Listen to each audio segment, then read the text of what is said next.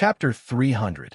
When the newborn splitter heard the shout, he turned around with the half-eaten knight of light in his arms.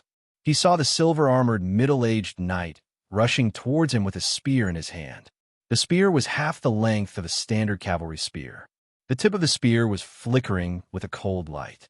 It was trembling and swaying, making it difficult to predict the specific direction of the attack, making it impossible to parry. However, the newborn splitter was not human. Every part of its body was covered with sharp blades.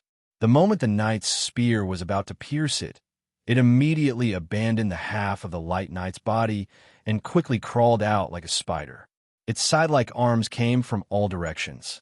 Ding ding. The knight's spear was immediately cut off by the scythe-like arms. Because the spear needed flexibility, the spear was not made of metal. What? The middle-aged knight was shocked. He turned around in horror, but it was too late. The newborn splitter caught up with him at an even faster speed. It casually waved its scythe-like arms and easily pierced through the middle-aged knight's body. One of the scythe-like arms swept past the middle-aged knight's upper body and immediately cut off his head from the ear. The remaining half of the head was cut smooth, and the brain was flowing out of the wound. The middle-aged knight died on the spot. Commander, Monster. When the group of light knights saw the tragic death of the middle-aged knight, their complexion greatly changed. They were aghast when they saw the ferocious and terrifying monster.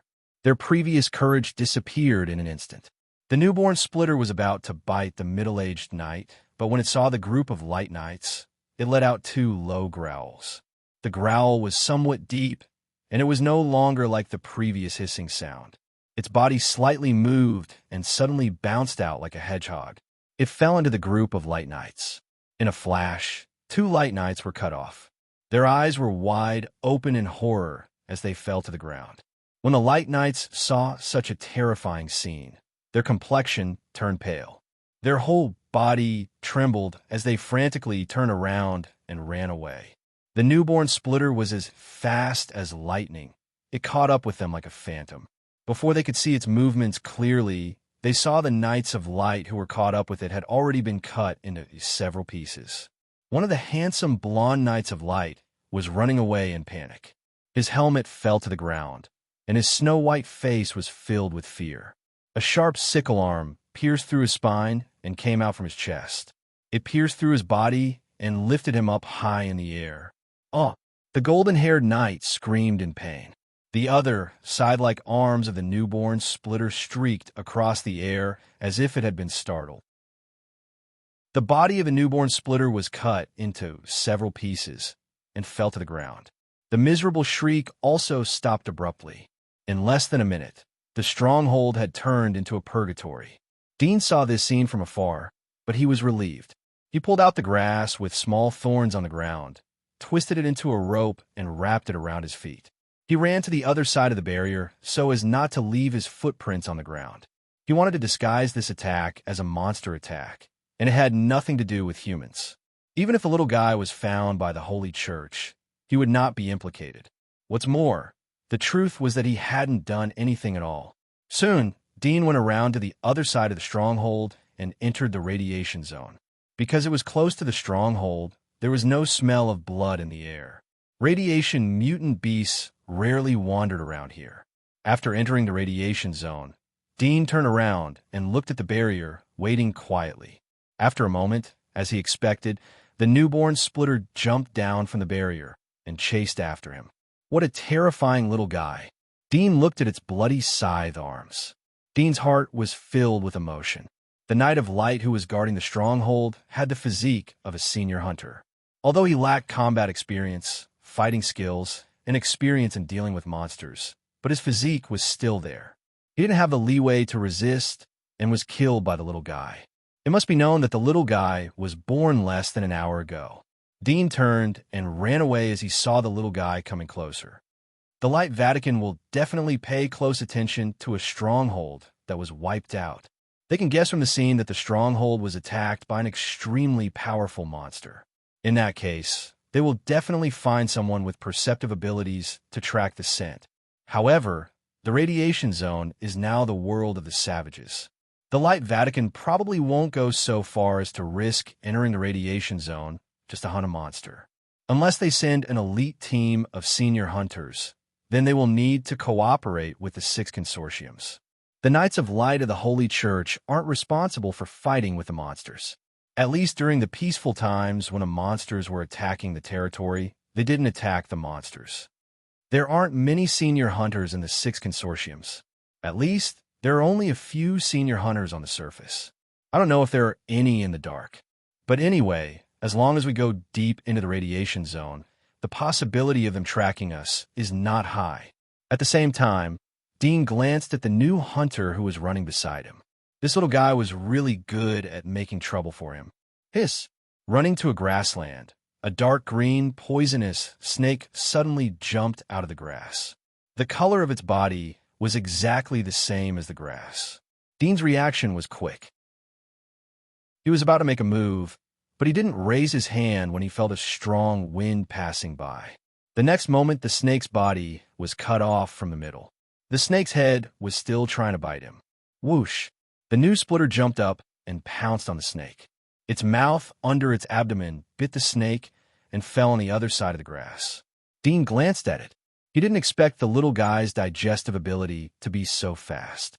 He had a full meal in the stronghold, but now it was hungry again after only half an hour.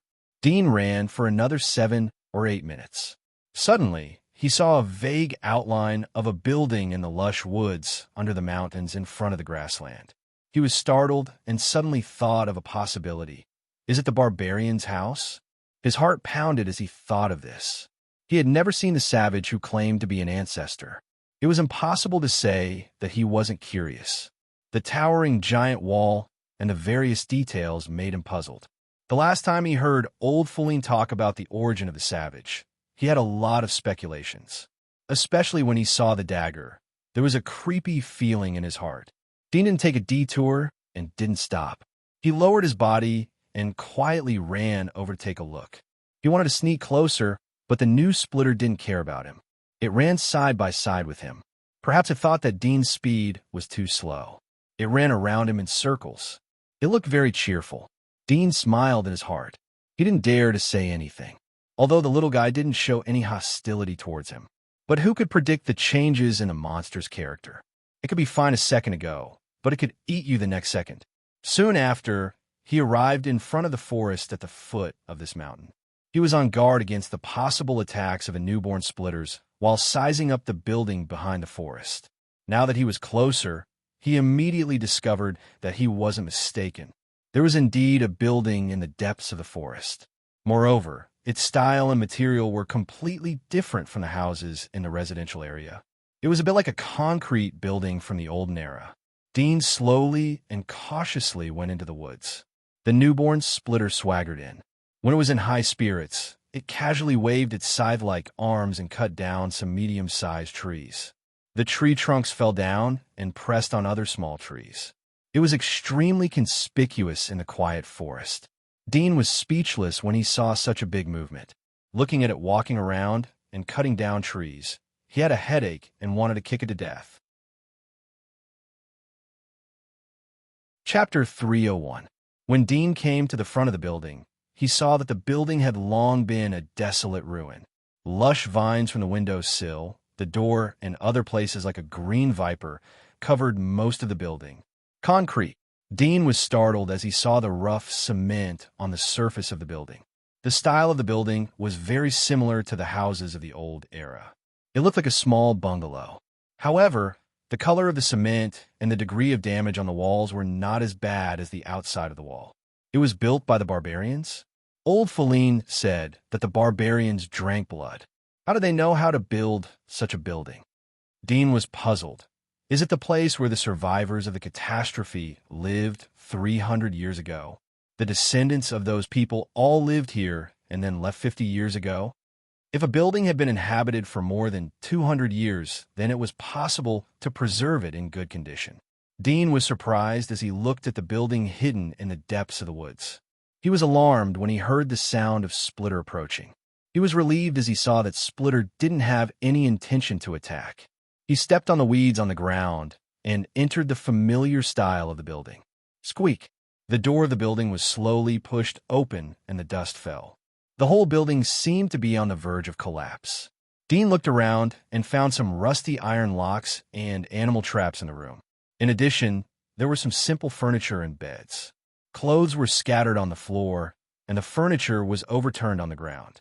It was a mess. It seemed that the owner of the house had turned over the house after he left. Dudian walked in step by step. He pushed open the doors and looked at the rooms inside. Some rooms were empty, without any belongings. They were occupied by moss and vines. There were a few snakes in the corner. When they heard the sound of the door opening, the snakes seemed to know that he was a dangerous existence. They immediately shrank into the gaps in the corners and drilled into the snake hole.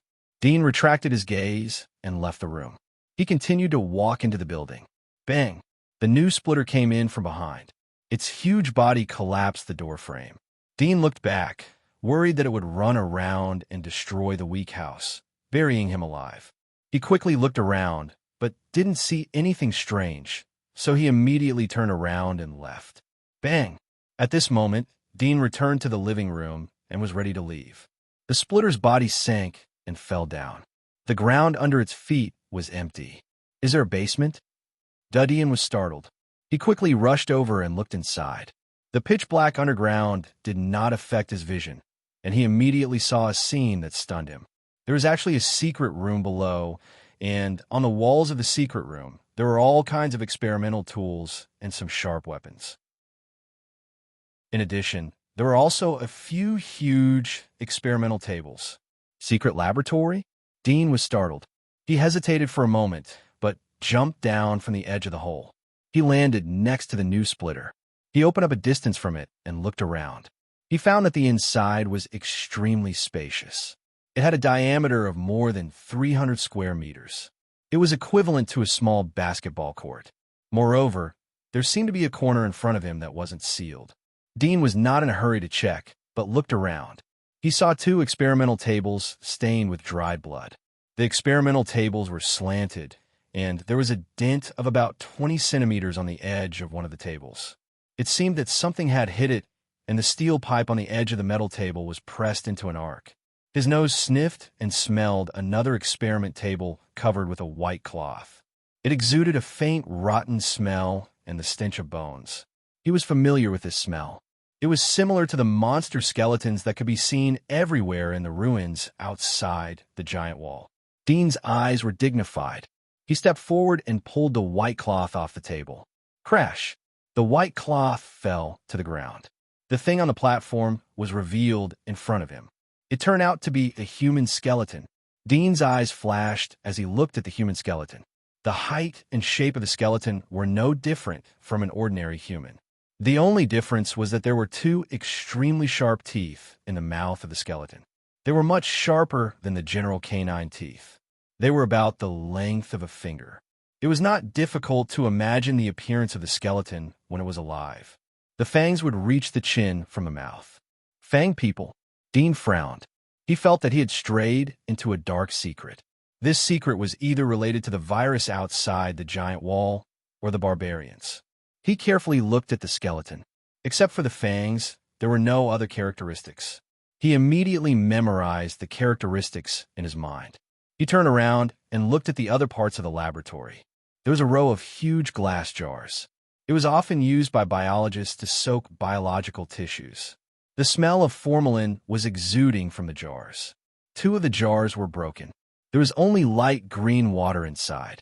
It was obvious that the water had long been contaminated.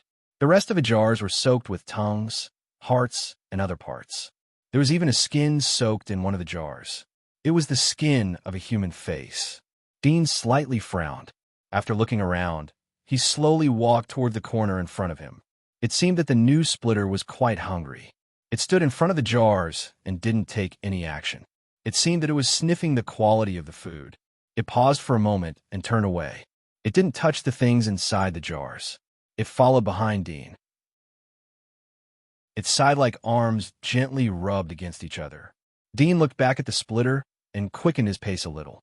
He didn't want to arouse the beastly nature of the splitter in this dark environment. Soon, Dean came to the corner and saw a corridor leading to another room. Dean was about to step into the corridor when he saw a handled device on the wall. Is there a mechanism? Dean pondered for a moment.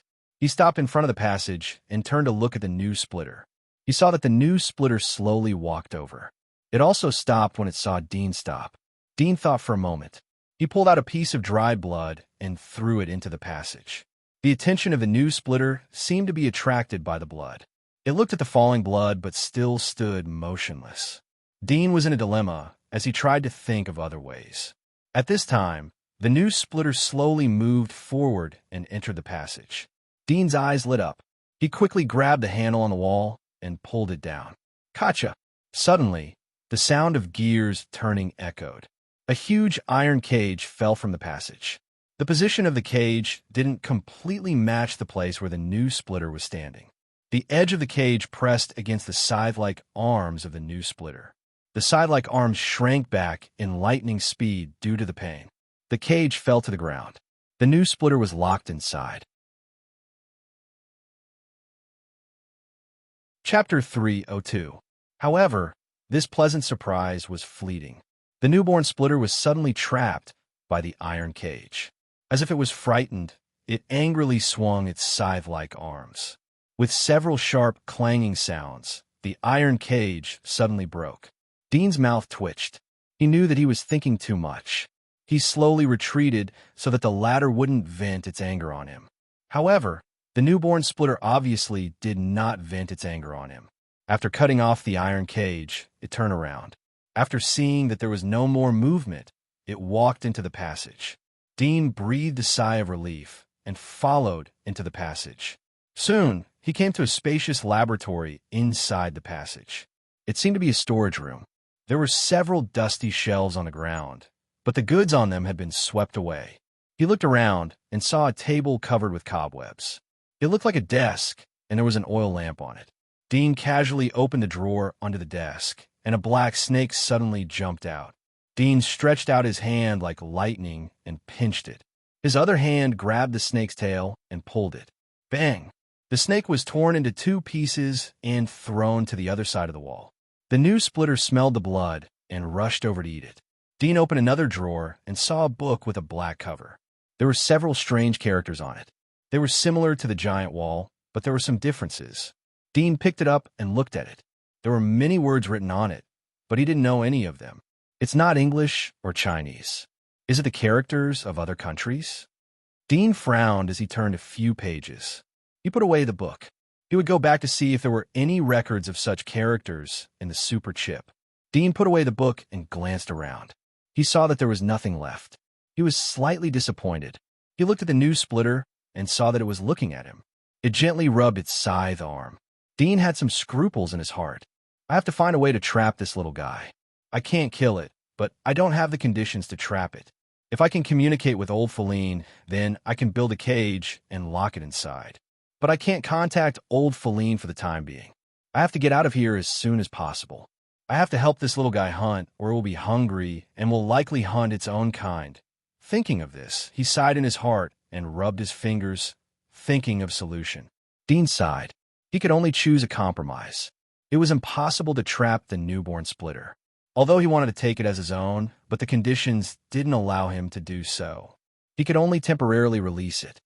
With the Holy Church's hunting ability, they won't be able to find it so quickly. Even if they find it, it will be very difficult to kill it. I just need to find it before the Holy Church. If I'm unlucky and the Holy Church finds it first, then I can only hunt the big guy outside the giant wall. Dean secretly made up his mind. Although he knew that it was a bit self-comforting, but at the moment he could only do so. He took a deep look at the newborn splitter, who seemed to be dozing off. He picked up the book and slowly bypassed it, returning from the passage. Before it could catch up with him, he quickly jumped out of the underground laboratory and ran out of the building. Bang! The new splitter also jumped out of the basement. But as soon as it climbed out, it crushed the ground and fell back into it. Dean took the opportunity and quickly ran in one direction. After a few minutes, he heard a rustling sound behind him. He looked back and saw the new splitter chasing after him. Dean wasn't surprised. It was difficult for him to win against the latter by speed alone, but it was different with the help of the terrain. Soon, a wild wolf appeared in front of him. After a long period of radiation mutation, this wild wolf's physique was extremely large, like a calf. Its hair was wet and stuck to its body, and its body constantly secreted stinky sweat. The mutated wolf saw Dean and immediately howled and rushed over. Dean pounced on it head-on. The moment it jumped, he punched its jaw. Bang! The lower jaw bone was broken, and its body flew out. Dean didn't stop. He grabbed its tail and continued to run forward. It didn't take long for him to follow the direction of the smell. He ran to a small lake. A faint fishy smell floated from the lake. The lake water was turbid. He could faintly see a shadow swimming in the dirty water.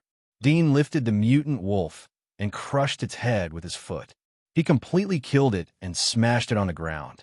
The bones in its body were broken. At the same time, a strong smell of blood exuded out. He saw that the shadow in the lake was a bit darker. Apparently, it was attracted by the smell of blood and floated to a higher position under the water. Dean shook the mutant wolf so that its blood spilled into the lake. At this time, the new splitter also caught up. Dean looked back at it and waved the mutant wolf's body. He waited for it to come close before throwing the mutant wolf into the lake. The new splitter immediately stopped by the lake. Dean slowly retreated a few steps and looked at it with vigilance. Puff! Puff! At this time, the sound of tumbling echoed from the lake. As the mutant wolf's body fell into the lake, the thing hidden under the dirty water quickly swam out and fiercely fought for the mutant wolf. Occasionally, a black giant tail covered with scales would come out of the water and set off big waves. As the fight at the bottom of the lake became more and more intense, more blood flowed out and the smell of blood became stronger. The new splitter was stimulated by the strong smell of blood. It could no longer hold back and jumped into the lake. Its side-like arms quickly moved. The water around its body was quickly dyed red. Apparently, it killed the thing that got close to it. Dean was relieved as he saw this scene. He didn't expect that the splitter wasn't afraid of water. Moreover, it had thin wings. It was simply a tri-habitat monster. Although the size of the wings couldn't support its flight, but it was still a monster with wings. Whoosh! He seized the opportunity to turn around and run. There were a lot of mutant creatures at the bottom of the lake. The new splitter swam in the lake and quickly killed the mutant creatures that attacked it. Soon more than 10 meters of the lake's surface was filled with bright red blood. The waves were surging. It was extremely terrifying. I thought that I couldn't use the lake, so I would use gullies or natural wells. Now it's much easier. But the mutant creatures at the bottom of the lake won't be able to hold me for long. I have to eliminate my smell to get rid of it. Dean picked up some large leaves from the roadside after running for thousands of meters. He scraped the blood off his body and rolled it in the leaves. This was an important thing that could lure the great splitter. He wouldn't exchange it for 1,000 gold coins. As he ran, he scraped the plasma. After scraping out a lump, he pulled out some weeds and rubbed them on his body. First, the weeds could rub off the remaining plasma. Second, the smell of the weed juice could more or less cover the smell of the plasma. Dean looked back after running for more than 10 miles. He saw that the little splitter hadn't chased him. His heart was a little relieved. He followed the smell and found a muddy swamp. He saw several hidden swamp crocodiles. He didn't pay attention to them. He ran to the edge of the swamp and smeared the mud on his body. At this time, the hidden swamp crocodiles slowly swam over. Their 4 or 5 meters long body was quite terrifying. But compared to the more than 10 meters long body of the magic claw crocodile, they looked petite and cute. Dean saw a swamp crocodile slowly approaching him. He pretended to reach out to grab the mud in front of it. Whoosh! The swamp crocodile suddenly opened its bloody mouth and rushed over. Dean was prepared for it. He withdrew his hand like lightning. The swamp crocodile seemed to be stunned as it bit the air. Dean didn't show any mercy. He grabbed its mouth and dragged its body to the shore. He grabbed its upper jaw with one hand and the lower jaw with the other. He fiercely pulled its upper jaw back. The swamp crocodile wanted to take the opportunity to bite him, but as soon as it opened its mouth, its upper jaw was forcefully twisted towards the top of its head, and it continued to be twisted. Suddenly, it broke and blood spurted out. The swamp crocodile twisted its body in pain. Dean punched the crocodile's head and stepped on the inside of its jaw. Both of his hands pulled the upper jaw at the same time. Puff! The upper jaw of the swamp crocodile was twisted off. The skin on the skull was torn off. It died on the spot. Dean wasn't polite. He took out the blood from the crocodile's brain and smeared it all over his body to cover up the smell. He immediately abandoned the body of the swamp crocodile. He recalled the previous route of escape. The living area should be in the north, and the giant wall should be in the south. He ran at full speed. It shouldn't be able to find me for a while because of the mud and other blood. Dean's eyes flashed. I can only sneak into the city. I have to stay there for another 7 days if I enter the clean guard station. I don't have time to waste there. Moreover, the Holy Church will link the destruction of the barrier and the death of the Knights of Light to me. I'll have to trouble old Feline to testify that I've been staying in Orion Castle. Dean was thinking about the follow-up troubles and countermeasures as he ran. It didn't take long for him to reach the fortress.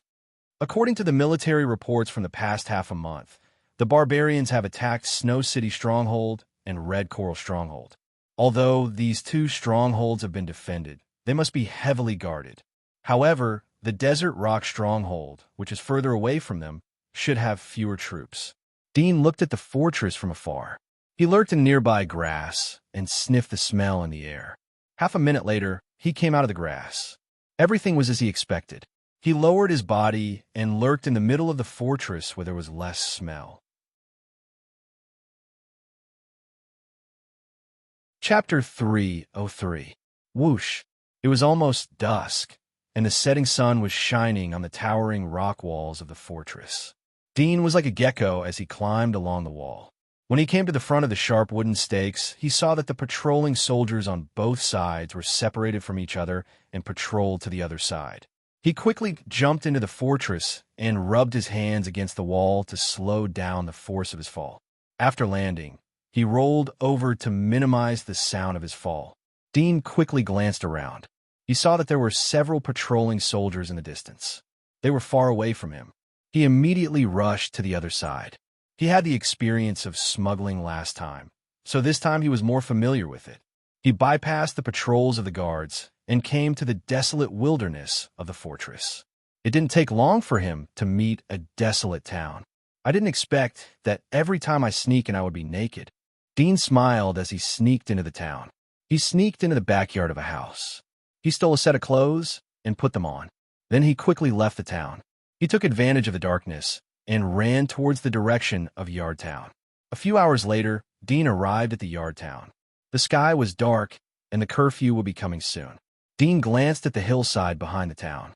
The Ryan Castle stood there quietly like a giant beast in the night. Ryan Castle, the study room on the second floor. Sander helped his father to return to his room after dinner. He waited for old Feline to sit down. Sander took out a thick blanket from the closet and handed it to his father. It's cold now. Cover yourself with a blanket and sit down. Old Feline took the blanket and covered his knees.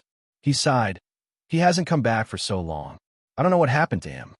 Sander comforted, although he is young, but he is mature and cautious. There shouldn't be any big problems. Don't worry. Maybe he will come back in a few days. It doesn't matter if he is mature or immature. The monsters won't talk about these etiquettes. Old Feline shook his head and sighed. Sandro saw his worried face under the lamp and pondered for a while. He said, "Why don't we urge those people to go and take a look? After all, they were bailed out by Mr. Dew if they don't return this favor. It would be too inhumane. If they are humane, then they won't go to such a dirty place. Even if they are humane, they will be worn out." Old Feline shook his head. "If there is no news by tomorrow, then find 2 smart people and temporarily put them in a hunter's. Let them go and see." "Yes." Sander nodded. Old Feline sighed. "Our Ryan family is rising. Many aristocrats, small aristocrats, and well-known rich businessmen want to join our consortium. It seems that we are thriving. But all of this is thanks to him. If we didn't have his identity as an architect, then it wouldn't take long for the Ryan family to return to its original state." Sander was silent for a moment. "Father, We can't rely on him for everything. If he had an accident in the future, wouldn't our whole family decline? Old Foulin stared at him. If we don't rise, then how can we talk about decline? I don't want to hear you mention it again in the future. Sanders' face slightly changed as he saw his father's anger. Father, I know I was wrong. Old Foulin slowly recovered his eyes as he saw his father bow his head and apologize. He looked at the burning oil lamp and fell into deep thoughts. His weather-beaten eyes reflected the flames of the lamp. Whoosh! After a moment, a slight sound echoed from outside the window. Old Foulin and Sander were surprised. They looked up and saw a figure dressed like a farmer enter the room. Sander was about to call out assassin, but he was stunned as he saw the appearance of the person. What? Don't you recognize me after changing clothes? Dean smiled as he came to the table and sat down. He looked at Old Foulin. I made you worry. Did anything happen while I was outside the giant wall? Old Foulin looked at him. He sighed and smiled. It's good that you're back. I thought. The Mellon family didn't make any movement. I don't know what they are plotting. We don't have any spies. The intelligence is too weak. Dean frowned and thoughtfully nodded. What about the little guys that I brought back? Little guys? Old Foulin smiled as he heard Dean's name. They aren't little. One of them is almost as old as me. I've sent people to pay attention to them. Except for the butler Nicholas. The rest of them have been staying in the castle every day. They haven't gone out. Dean raised his eyebrows. What about the butler? Where did he go? He hasn't gone out either. He has been staying in your castle every day. Old Foulin replied. Dean's mouth curved into a smile. I know. I came to nag you tonight. As you can see, I just came back from outside the giant wall. Moreover, I came back illegally. If the Holy Church investigates, you can help me as a witness. You came back illegally? Old Foulin was surprised. You didn't go to the cleaners? Old Foulin patted his head. Yes, I would have gotten the news if I had gone. Why did you come back illegally? Is there something that the Holy Church can't know about? Dean nodded. There was a bit of mess in the passage. When I came back, I found that a monster had broken through the passage and killed the Knights of Light. I was worried that they would misunderstand that I deliberately let the monster in. So I sneaked into the city so that they wouldn't misunderstand me. I wouldn't have any evidence to explain. Old Foulin and Sander were surprised. They looked at each other. Old Foulin asked, Are you hurt? Did the monster come in by mistake when it was chasing you? Dean shook his head and smiled. I found it when I came back. It's a coincidence that I can't explain it clearly. Old Foulin looked at him. That's right. You are the architect of the Temple of Elements. Your credibility is very high. No one will doubt you if you say that you didn't do it. You don't have to take such risks in the future. Dean said, That's one of the reasons. The second reason is that I don't want to have any relationship with the hunters. Hunters will become my sideline. Even if I go outside the giant wall, I must do it in secret. You should know that the aristocracy discriminates against the hunters and look up to the architects. If I want to maximize the spread of my influence, then I must abandon one aspect. Of course, I can't say to abandon it, but to put it in the dark. Old Foulin smiled. I know that you have other reasons. That is your main purpose. I don't need to worry about you. Every time you think about my concerns in advance, and do it. My personal suggestion is that you don't need to hunt anymore. You can rely on the money earned from the works to hire others to hunt. You don't need to take the risk yourself. Dean smiled. I know that there must be other reasons. That is your main purpose. You don't need to worry about it. My personal suggestion is that you don't need to hunt anymore. You can rely on the money earned from the works to hire others to hunt. There is no need to take the risk yourself.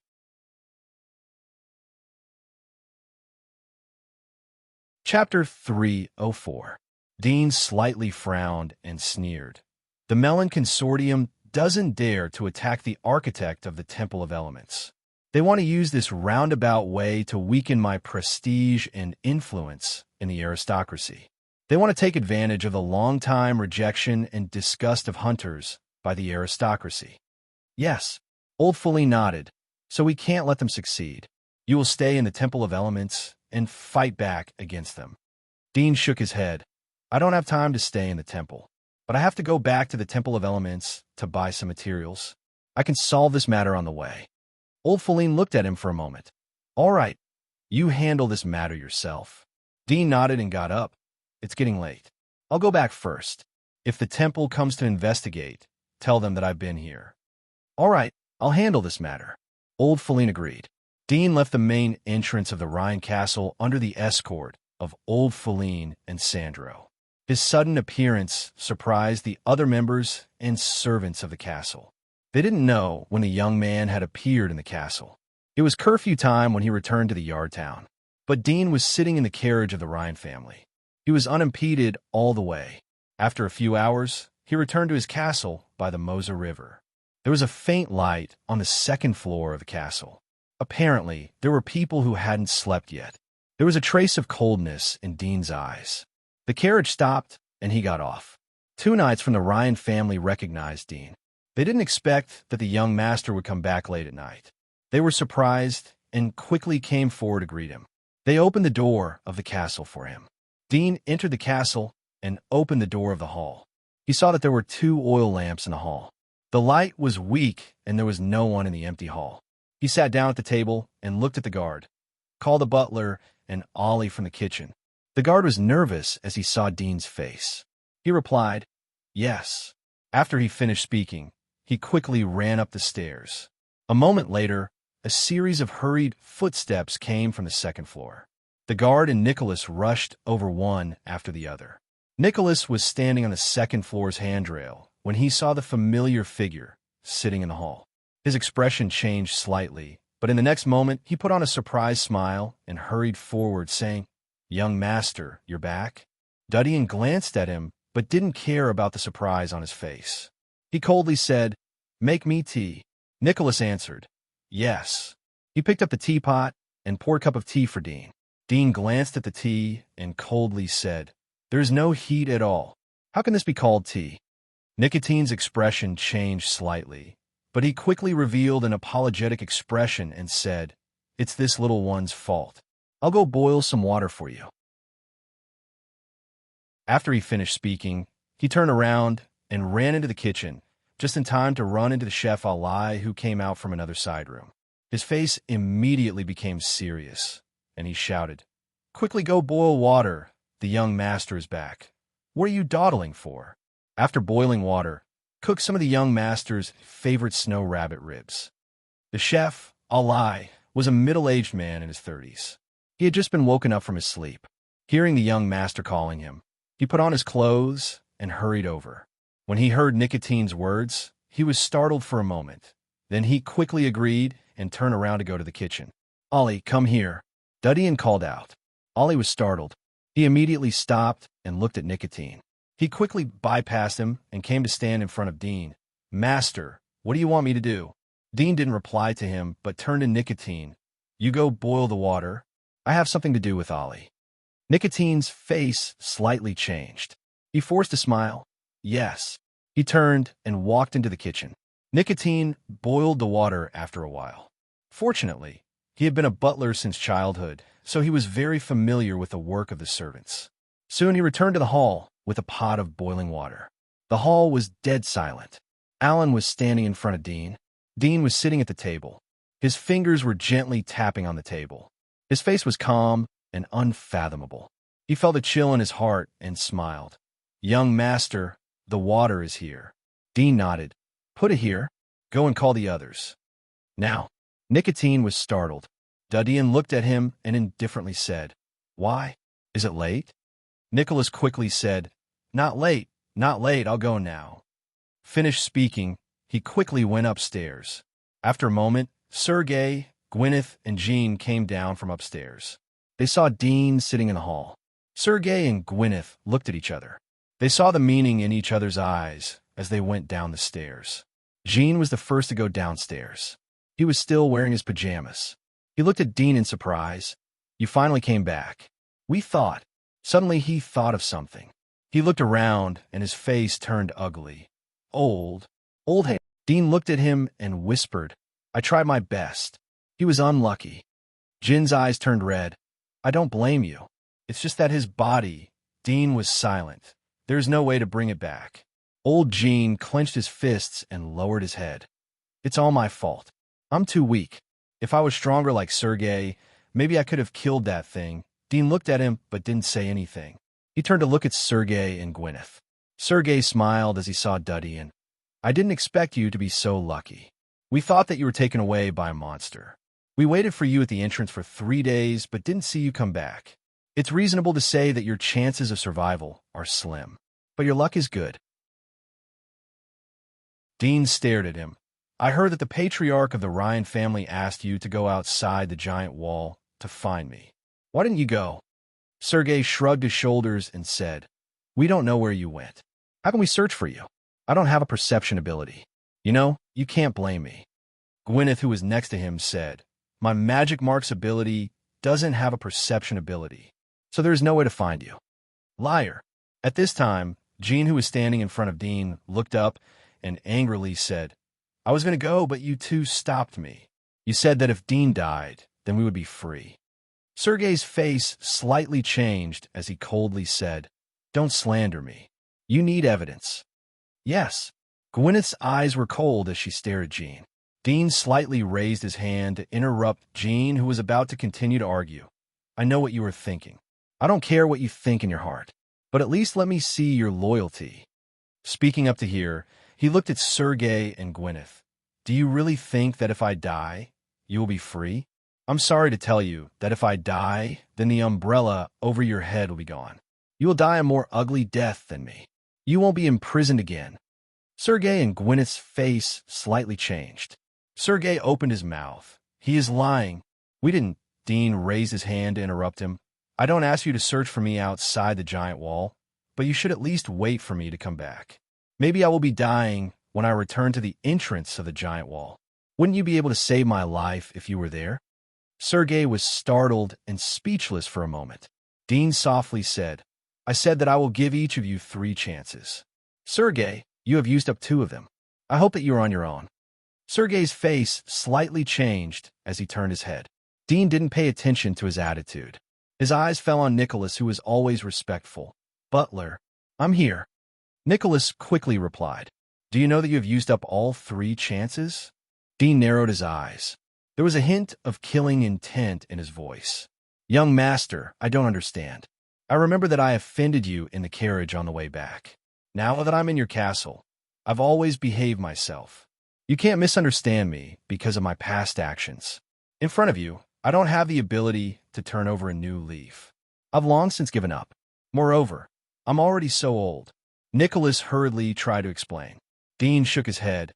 I said that you have to listen to me and be loyal to me from the time I bailed you out. You can't have any bad intentions. Even if you have bad intentions, you can only think about it in your heart. Even if you do, then don't let me know. Unfortunately, your ability is too rough. To be honest, I'm very disappointed. I'm not disappointed that you betrayed me, but the process of betrayal. There are too many loopholes. It's hard to imagine how careless your previous master must have been to allow you to empty their treasury. Perhaps I've misjudged you. Nicholas was startled. Sergei and Gwyneth tilted their heads and looked at him. Sergei had a gloating smile on his face. He folded his arms and quietly watched the fight. This lowly one doesn't understand. Please speak frankly, young master. Nicotine came back to his senses and said firmly. Dean indifferently said, Why did you entrust the chef to inquire about my identity? What is your intention? Nicholas couldn't help but look at the chef. Master, he is slandering me. Dean glanced at him. Do you think that money can seal your mouth? Indeed, money is very useful in some cases. Unfortunately, you can only give him money. I can give him more money than you can give him. I can also give him life. Tell me, who's more important, your identity or my identity? I think that even a pig would know which side to stand on.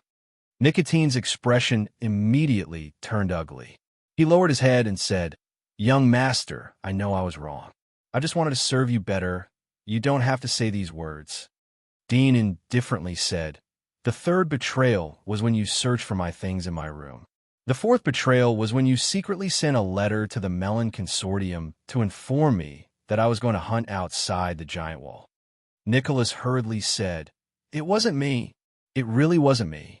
You can't slander me like that. Dean indifferently looked at him.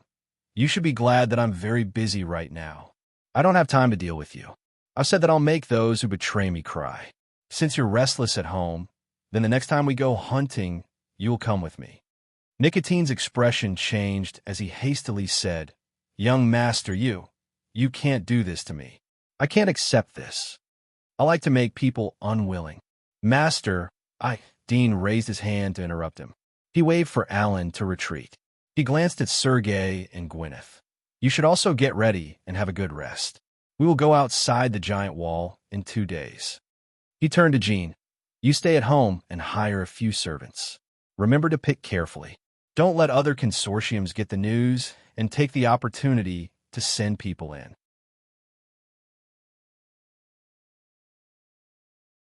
Chapter 305. Dean looked at Nicholas. "Bring me the newspapers of the past few days." "Yes." Nicholas bowed his head and left in low spirits. After a moment, Nicholas took out a thick stack of newspapers and piled them on the table in front of Dean. Nicholas secretly glanced at Dean's expression. He couldn't see whether he was happy or angry. He forced a smile. "Master, these are the newspapers from the day you left until this morning. You just came back from the prison, so you haven't eaten yet. Should I get you something to eat first?" "No, I came back a long time ago. I just had dinner with the Ryan family," Dean indifferently said. Nicholas's eyes lit up. "Master, why didn't you contact us when you came back? We could have gone to the cleaners to pick you up." Dean glanced at him. "Do I need to tell you about my actions? If I didn't care about your bail money and didn't want to bring back a waste, you wouldn't be able to speak now. Do you know that?" Nicholas's face changed. He didn't dare to probe anymore. "Go and rest." Dean took the newspapers and went back to his room. He read the newspapers in turn. There weren't many changes in the military. Barbarians had attacked several fortresses, but there wasn't a large-scale war. As for the financial groups, all of them were developing their main industries and consolidating their business dynasties. In addition to consolidating their businesses, they also allocated a portion of their resources to the military. Clearly, they were taking advantage of the current chaotic period of war and wanted to use military supplies to make some extra money. There wasn't much movement from the Temple of Elements. But on the way, there was a sensational theory published by the lightning master Ivissa. Bioelectricity. There is the power of thunder in the body of a living creature. This must be the wealth of the god of light. If it can be guided, then it will produce a huge amount of power. Dean sneered as he glanced at the paper and the comments of all parties. The biomagnetic field had a great effect, but it needed to be used with the help of very advanced equipment. Moreover, it was far from what was written in the paper. "We haven't entered the microscopic level yet. So we don't know about electrons and molecules, which are the components of the world. The road to the future is very long. If we want to conquer the monsters outside the giant wall and step out of the giant wall, then we must have the power to sweep away the monsters. But this power is not something that can be achieved by relying on human strength. Even if we evolve to the extreme, we can be comparable to the monsters, but only a few individuals. Father said that technology belongs to the masses and will always serve the masses. Only when the masses have the power to hunt the monsters can we sweep away the monsters." Dean's eyes lit up as he put away the newspaper. Dean sat on the chair and pondered for a moment. He went to the wardrobe and opened the secret compartment. He pulled out a brick from the back of the secret compartment. There was a very small C-shaped groove on the inside of the brick.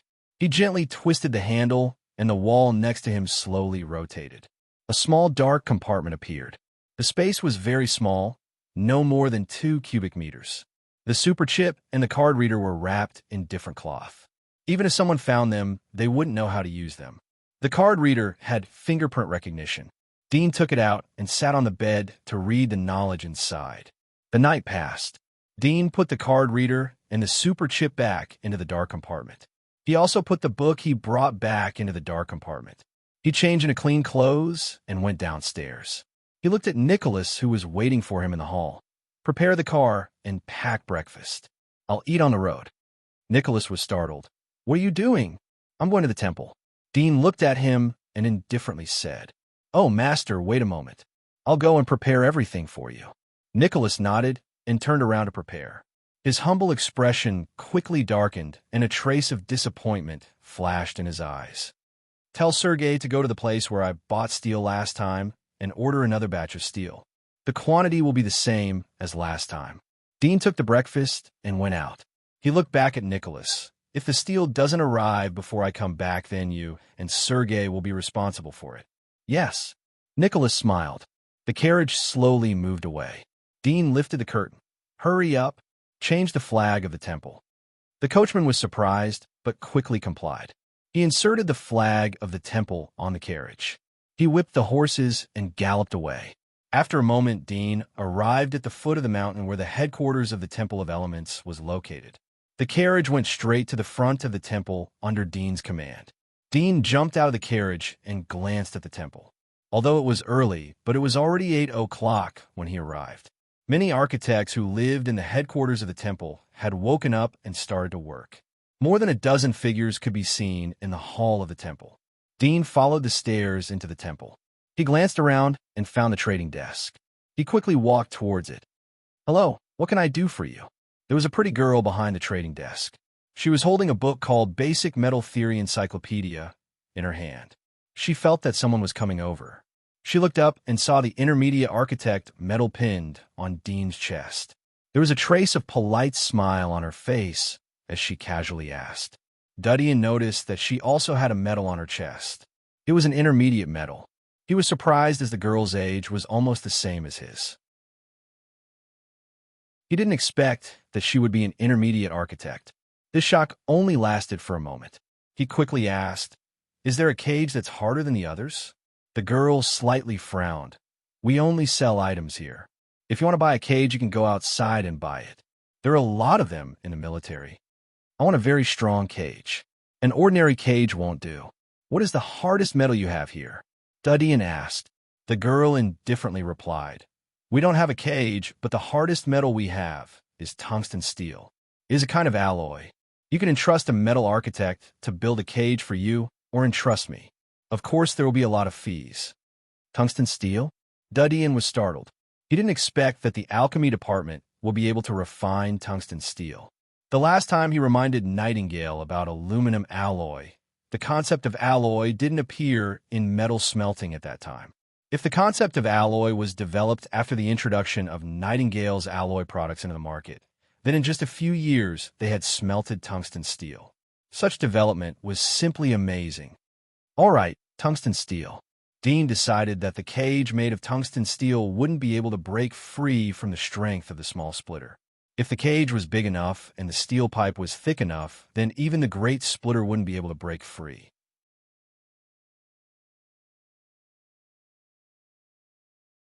Chapter 306. How much is the price? Dudian asked. The girl's tone was cold as she saw that Dudian didn't know. Tungsten steel is a commercial invention. You can buy it with points or gold coins. If you buy it with points, then it will be 10 kilograms. If you buy it with gold coins, then it will be 7 gold coins for 10 kilograms.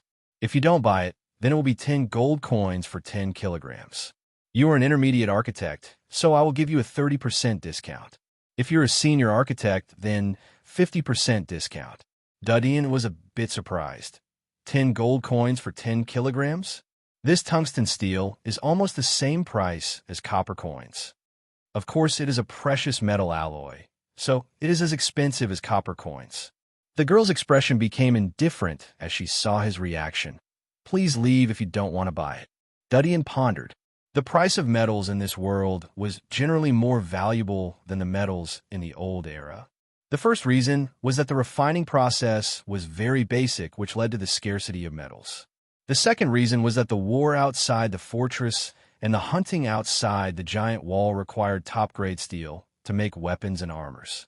This had greatly increased the price of top-grade steel. I'll buy it. Give me 2,000 kilograms first, Dudian said to the girl after thinking for a moment. The girl who sat back on the chair was surprised. She looked up at Dudian and saw the serious look on the boy's face. She got up again and frowned. 2,000 kilograms? Do you want to buy it with points or gold coins? Gold coins, Dudian replied. He had accumulated enough points to get a senior architect medal after the emergence of the military crossbow. He didn't want to waste them here. There was a trace of relief in the girl's eyes as she indifferently said, "Gold coins are limited to 1,000 kilograms per person per day. There is no limit for points." Dudian was surprised. The next moment, he understood that the temple had such a system. It was to prevent the temple's personnel from colluding with wealthy businessmen outside to sell the temple's goods at a discounted price. "All right, 1,000 kilograms. Dean agreed. He was going to look for Bernard and ask him to help him buy 1,000 kilograms. The girl looked at him. "Pay the money first. I'll submit your exchange order. Fill in the address, and someone will help you send it to your place." "All right." Dean pulled out the wallet sewn from the leather armor and took out 7 gold notes. The words 100 were engraved on them. All of them were 100-digit gold coins. The girl casually glanced at it, and suddenly her eyes widened. Her breathing became a little short. She could not help but ask, What is that?" She raised her hand and pointed to a silver coin in Dudian's wallet. Dean was surprised. He took out the epic medal and put it into his pocket. Nothing. He put the wallet into his pocket. The girl had already seen it when he took it out. Her eyes widened, and she looked at the boy in front of her in shock. Her brain was buzzing, and several pieces of information were quickly put together in her mind. Wood attribute, intermediate oracle, the youngest in history. She took a deep breath and looked up and down at Dean. Are you Mr. Dean?" There was a trace of helplessness in Dean's heart. He was in a hurry and didn't want to be entangled. He took out the order in front of her and wrote his name and the location of his castle. He handed the order to her. "I am in urgent need of this batch of things. Please help me deliver it quickly." The girl's eyes moved down to the order. She saw the name on the signature of the order. She was pleasantly surprised. "Mr. Dean, I didn't recognize you before. I'm sorry. You are the winner of the epic medal. You can enjoy the same treatment as the masters. You only need to pay a 10% discount." She took out 6 gold notes and handed them back to Dean. Dean didn't expect the epic medal to have such benefits. Although hundreds of gold coins were a trivial matter for him, he took them and asked, "Can I buy 2,000 kilograms at a time?" "Yes, of course." The girl quickly said, "You can enjoy the same treatment as the masters in this regard. The upper limit is 10,000 kilograms." Dean smiled. "Then give me 10,000 kilograms. Then he took out his wallet and took out 3 gold notes. He handed them to her along with the other 6 in his hand. The girl was stunned as she looked at the gold notes. She wasn't surprised by the amount of money. She didn't expect that Dean, who was a wood element architect, would buy 10,000 kilograms of tungsten steel. She couldn't help but ask, "Mr. Dean, are you buying so much tungsten steel for research?" She thought that Dean was an architect who was helping rich businessmen to resell their tungsten steel. She had seen a lot of architects like Dean. Most of the architects in the temple were from middle-class families in the commercial district. They weren't rich, but they weren't poor either. There was no problem for them to go to school. But to step into the field of research would require a lot of money. But for people like Dean, she believed that he wouldn't be short of money. He was richer than 10 rich businessmen. The price of a military crossbow could make a group of nobles jealous. Dean vaguely replied, "Almost." The girl couldn't help but ask, "Are you going to join us?" Dean replied, "We will talk about this later. I hope you can help me deliver the tungsten steel as soon as possible." "Thank you." The girl's eyes flashed with a hint of intelligence. "You said you wanted to use tungsten steel to make a cage, right? Why don't I help you? I can be your assistant." If it was before, she would have directly recommended Dean to build it. But now she knew Dean's identity and thought that he wanted to build a unique cage. So she was willing to join as an assistant. She could take the opportunity to observe Dean's experiment. After all, Dean's military crossbow wasn't only about wood element, but also about metal element, such as the weight of the arrowhead, structure, and so on. Dean thought for a moment. "All right, but I don't have a forging furnace." "It's okay. I have one." The girl said, "You can go to my room to build." Dean thought for a moment. "All right, then I'll trouble you. I'll pay for it." He could see that the girl had come here as a part-time job. He estimated that she was in a financial situation. The girl replied, "No need. I'm just an assistant. It's rare for me to watch you try out your new invention. How can I dare to ask for money?" It's nothing, Dean casually replied. He didn't want to owe a favor, as it was the most difficult thing to return. The girl no longer refused. In fact, she was short of money. Huh? Suddenly, a surprised voice echoed from the side. The girl and Dean looked at the direction of the voice. The girl was curious, while Dean knew that the voice was directed at him. 3 people slowly walked over. The one in the lead was a handsome young man with blonde hair and blue eyes. His beautiful golden hair showed his identity, a nobleman. Behind this young man were 2 other young men. One of them was older, about 27 or 28 years old, and had a gentle appearance. The other had a face full of smiles, and it was obvious that he was a mischievous person. Both of them had brown hair, and they were most likely commoners. Isn't this Dean? The blonde youth came over with a surprised look on his face. Dean glanced at him and felt that there was a hidden knife in his smile. There was a trace of malicious intent in his eyes. As a person who could get along with an old fox like old Feline, his ability to read people wasn't comparable to his peers. Dean glanced at the other's robe. There was an orchid pattern on it. Was he from the Milan family? Dean's eyes lit up as he smiled. Hello. Like I said, Mr. Dew is different from other geniuses. He is not the kind of person who becomes arrogant and complacent just because he has some achievements. Those people in a newspaper are too irresponsible. The blond young man was flattered and said humbly. Duddian smiled. In the end, he was from an aristocratic family. His skills were more ruthless than flattery. Since he knew that he wasn't that kind of person, but he still put forward those commendatory words. The purpose was obvious. If it was someone else, he could listen to it. But the Milan family was the mainstay of the Mel Consortium. It was impossible that they didn't know the relationship with him. There are always some people in this world who like to say irresponsible words. After all, the pain isn't on them. Dean faintly smiled. The blond youth nodded. Yes, they won't say such useless words when the pain is on them. Dean shook his head. They will say things like, please let me go.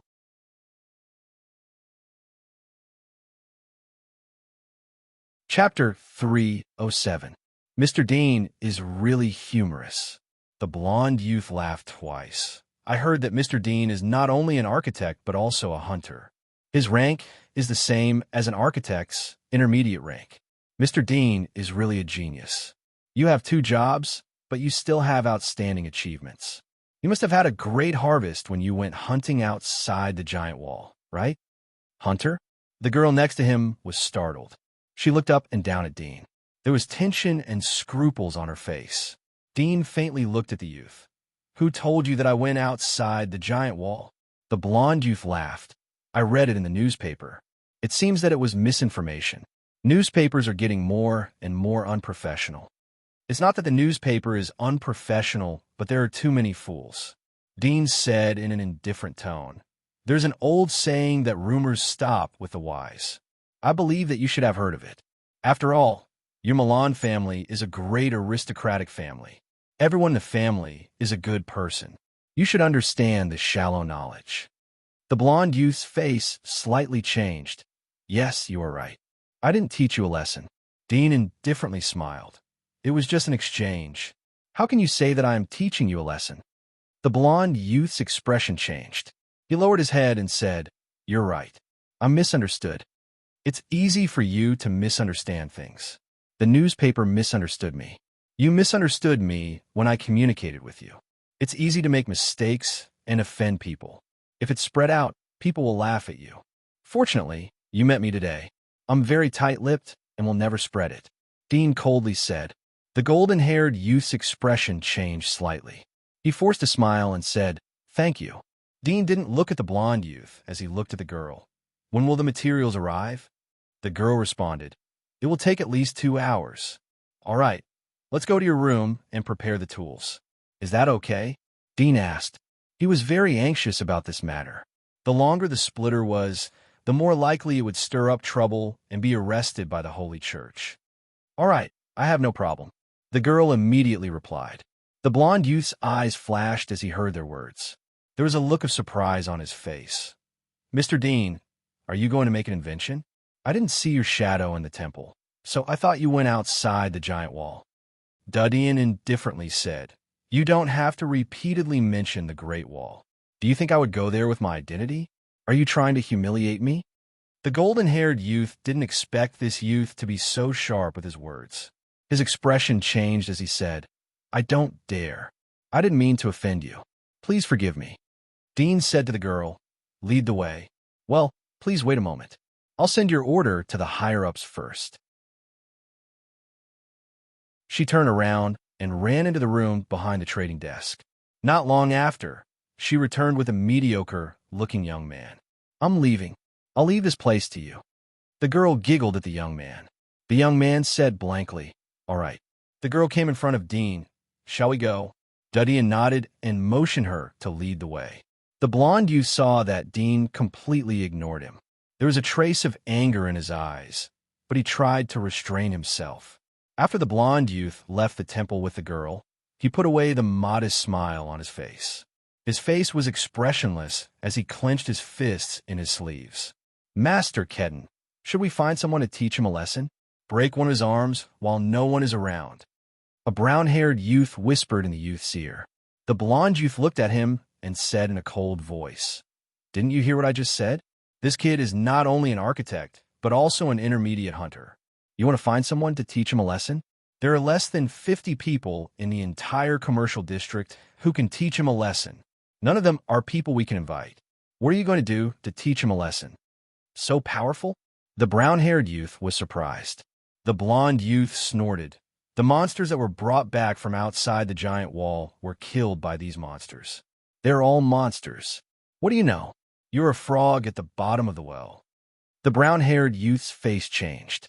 He scratched his head and forced a smile. You are teaching me a lesson. Another brown-haired youth with a gentler appearance said, Young master.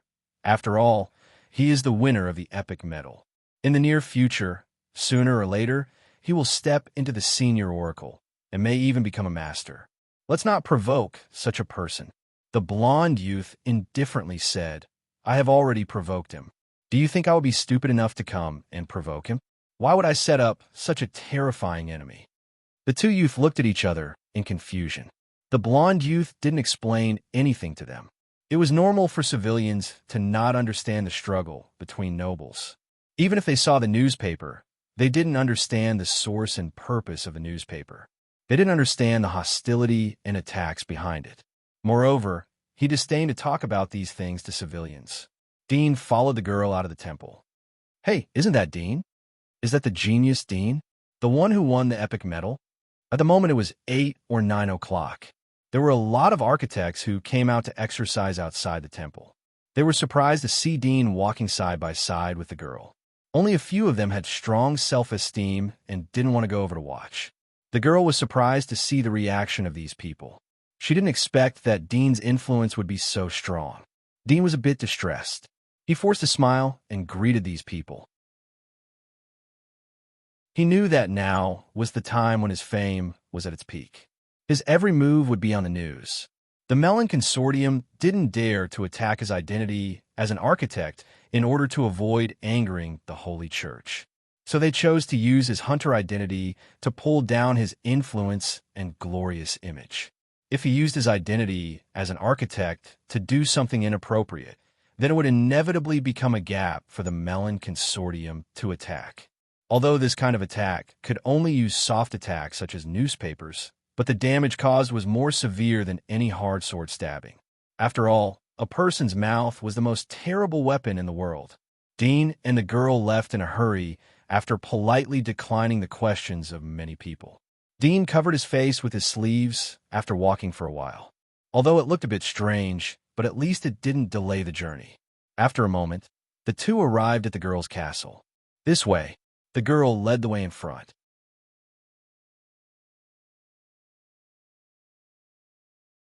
Chapter 308. Following the shady path in the castle, they came to a tower. The girl opened the door and said, Please, my artifact room is on the second floor. Dean nodded. Both of them entered the tower and went to the girl's room on the second floor. The size of a room was the same as Dean's room, but the furnishings were different. There were metal materials, metal shelves, and several small metal furnaces. There were also various metal container models. There was a bookcase near the window. There were all kinds of metal faction books. There were Metal Faction Encyclopedia, Basic Mystery of Metal Element, Metal Conflict, and so on. Dean looked at the girl. Do you have a carving knife? I'll carve the mold first. The girl was surprised. Aren't you going to make a new cage? The mold should be very big. I have a saw. A carving knife is enough. Dean said, Your door is too small. I can only forge the steel columns and transport them back to my castle for the final welding. The girl was startled. That's true. There was a trace of disappointment in his eyes. He thought that he would be able to witness the process of Dean's new invention. He didn't expect that he would only be able to see half of it. However, everyone's invention was top secret. There was no way to defend it if it was plagiarized before it was registered in the temple. Dean noticed the disappointment on her face, but didn't care. He didn't need to show her the splitter's cage since they weren't related. The girl found the carving knife and handed it to Dean. Dean took the wooden bar from the shelf, held the knife in his right hand, and quickly cut it. The blade was not too sharp, but with his great strength, he easily chiseled a straight circular mark on the wooden bar. Why didn't you draw the lines first? The girl was surprised as she saw Dean start. She saw that Dean's carving knife was straight without the slightest crookedness. There was a trace of surprise in her eyes. She thought of Dean's identity as a wood architect. She couldn't help but sigh. There were rumors that the boy relied on luck, but his proficiency in chiseling models was difficult to achieve without countless practice. Dean chiseled out some models of different lengths. He had already conceived the shape of the splitter's cage in his mind. The girl quietly watched from the side. She observed the youth's fingers from the side. She saw his slender fingers chiseling through the model as if he was cutting tofu. There wasn't the slightest bit of strain on his fingers. He was calm and graceful, as if he was painting. She looked at him for a moment and suddenly said, Kedden had said that you are a hunter. Is that true? Are you also a civilian? Dean didn't raise his head. Yes.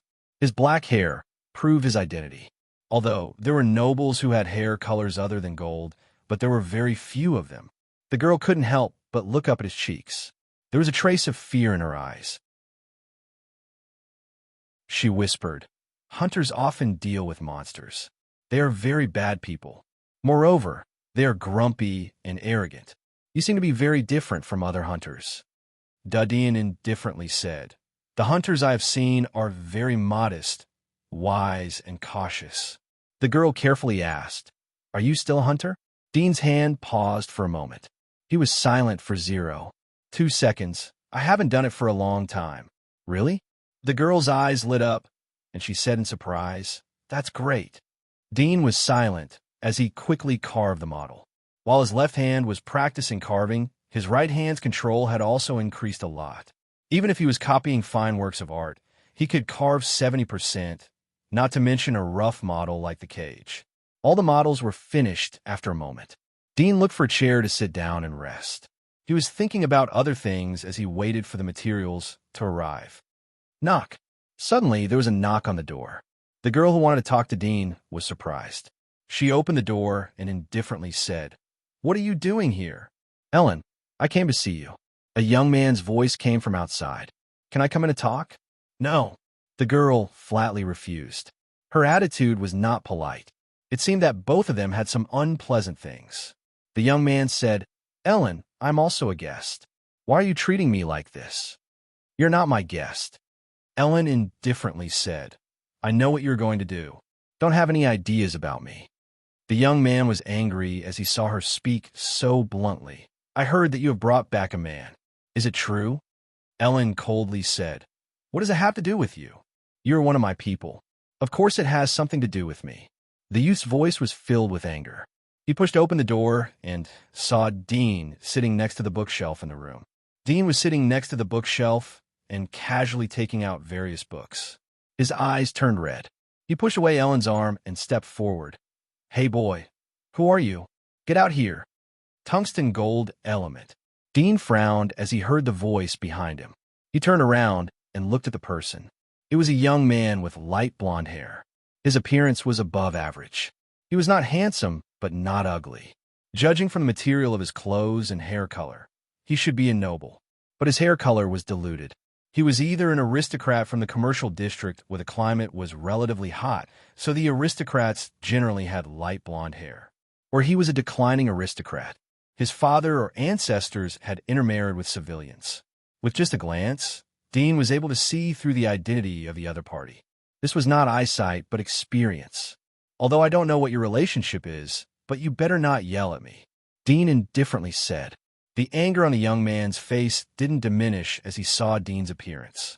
Apparently, he didn't recognize Dean's identity. He was so angry that he laughed. He determined that Dean was a civilian from his hair color. Although it was extremely rare to see a civilian with pure black hair, but it was not much different from those brown hair pariahs. He coldly said, "I'll say it again. Get out of here." In addition to the hair color, he also noticed the architect medal on Dean's chest. Wood element? Intermediate? What the hell was that? Shut up. Ellen, who was standing next to him, hurriedly scolded him. Apologize to Mr. Dean. He is my guest. You, as a noble, if you continue to be so barbaric, I will go to the shrine and report you for interfering with my research. Research? I think it is a research between a man and a woman. The young man's face turned red as he saw Ellen defend Dean. Ellen's eyes widened as her face turned red. Her voice trembled as she said, You say it again." The young man knew that he had said it when he saw her appearance. There was a trace of regret in his heart, but as he thought that there was an outsider sitting in front of him, the regret was replaced by anger. He shouted at Dean, "Brat, get out of here." Dean looked at him, slowly closed the book, and put it on the table next to him. Bang! Just as she put the book down, her body flashed out like a phantom. In the next moment, a gray figure suddenly flew out from beside Elin and collided with the door behind her with a bang. It was the young man from before. Dean took the second step and appeared in front of the young man who had fallen to the ground. He slapped the young man's face. The young man who was about to get up fell to the ground. The force of the slap was heavy. A few drops of blood splashed out on the spot, and 2 teeth covered with yellow dirt fell to the ground. "You shouldn't continue to be presumptuous when I warned you," Dean slowly said. The young man was in pain. He turned to look at Dean. From this angle, he could see Ellen, who was behind Dean's shoulder. It made him realize how embarrassed he was at the moment. He roared and rushed towards Dean. Dean stood up and kicked him in the chest. He didn't look at him again. He turned to Ellen. "You deal with this matter yourself. I attacked him because he offended me. Deal with your matters by yourself. Don't disturb me." He turned back to the chair and picked up the book on the table to continue to read as if nothing had happened. Ellen was startled. She couldn't help but show a trace of horror on her face. All of this happened in the blink of an eye. She didn't expect that the young man who knew simple fighting and horsemanship would be defeated by Dean in an instant. Was this the power of a hunter? Was this the modesty of a hunter? At this time, she heard moaning outside the door. She reacted and hurried out. After all, the young man was a noble. She couldn't afford to offend him. The young man climbed up from the outside and saw Ellen running out. He felt that his dignity was gone. He rushed to the door and roared, "I'm going to kill you." "Don't." Ellen hurriedly reached out to block the door.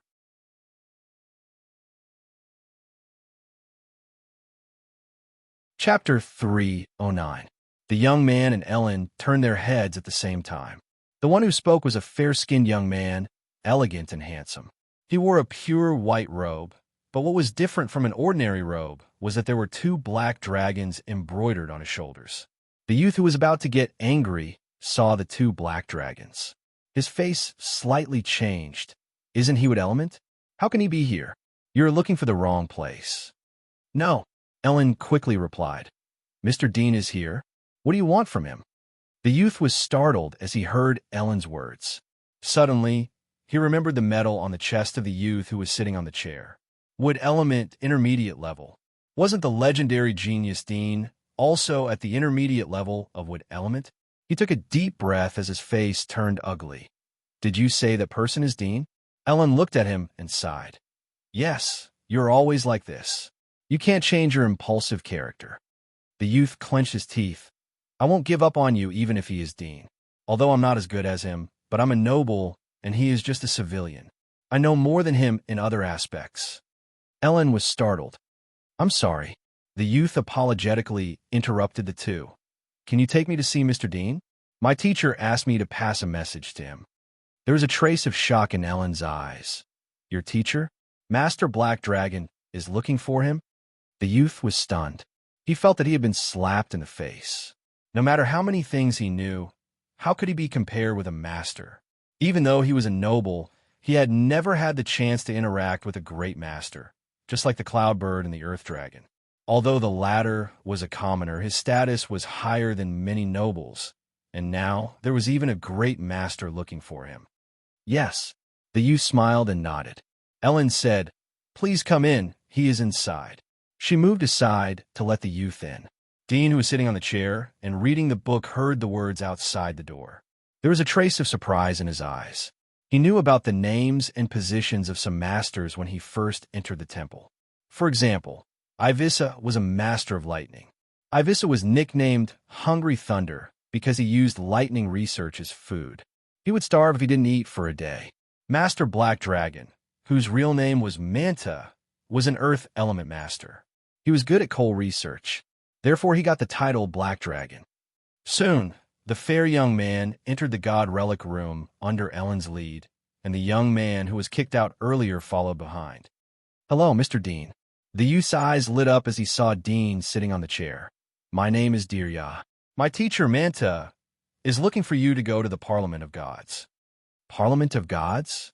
Dean was startled as his eyes lit up. Ellen and the youth were startled. Dirya smiled. "The Parliament of Gods is mainly about you. My teacher told you not to be nervous. It's not a big deal. The meeting will be held at 10 o'clock tomorrow morning. Please be sure to go." Dean's face calmed down. "I'll go." The youth smiled. "Then I'll go back first."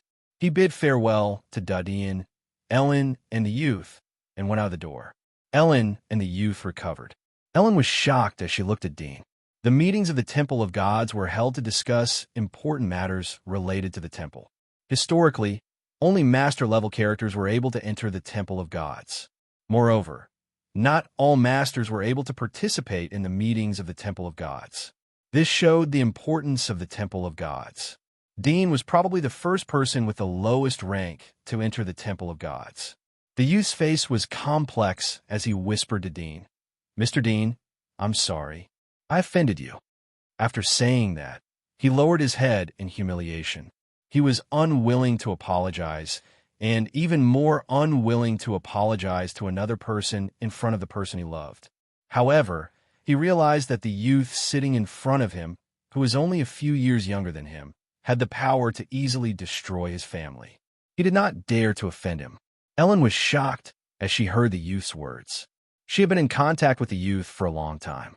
She didn't expect such an arrogant person to apologize. Moreover, he was a noble. She had never seen a noble bow to a commoner. Dean indifferently said, "It's nothing. I've already taken back the things that offended me. Don't bother me again. Go." The youth's face changed. He squeezed out a smile as he turned to leave. Dean looked at Ellen. "The materials should be delivered soon. Go and have a look." Ellen nodded and instinctively walked out. She suddenly realized that she wasn't Dean's servant. She quickly walked out of the door. "The Parliament of Gods wants to discuss about me? They probably wanted to stop being a hunter. I didn't expect that the public opinion outside could even affect the temple. But to convene a meeting for such a trivial matter, they really think highly of me." Dean smiled as he put away the book. He got up and went to the furnace. He turned on the furnace and heated it up. The smell of tungsten steel had drifted over from outside. The tungsten steel cage should be ready before sunset. He could take advantage of the night to go out and look for the splitter. Dean wouldn't dare to go out at night if he was outside the giant wall. But he didn't care so much in the radiation zone. Although there were cases of senior hunters who were bitten to death by mutant monsters on their way to the outside of the giant wall. But after all, it was a big event that happened once in a few decades. The probability of encountering such an event was very low. Ellen and several civilian laborers came to the God's Tools room. The latter held some tungsten steel materials and sent them to the room. "Put it here." Dean pointed to a place. Several laborers carefully put down the tungsten steel materials. Ellen was surprised when she saw that Dean was heating the furnace. You are really impatient. Fortunately, they have delivered it. She came to another furnace. I'll help you. All right. Dean didn't refuse. The tungsten steel cage wasn't an innovative invention. Even a primary metal architect could make it. As time passed, a large number of tungsten steel materials were poured into the mold. They were cast into a wrist-thick steel column. The workers carried them to the carriage and transported them to Dean's castle. By 3 o'clock in the afternoon, Dean had smelted 3,000 kilograms of materials and refined them into hundreds of tungsten steel pillars. In addition, there were 8 wrist-thick curved hooks. All these things were entrusted to the public servants of the temple to transport to his castle.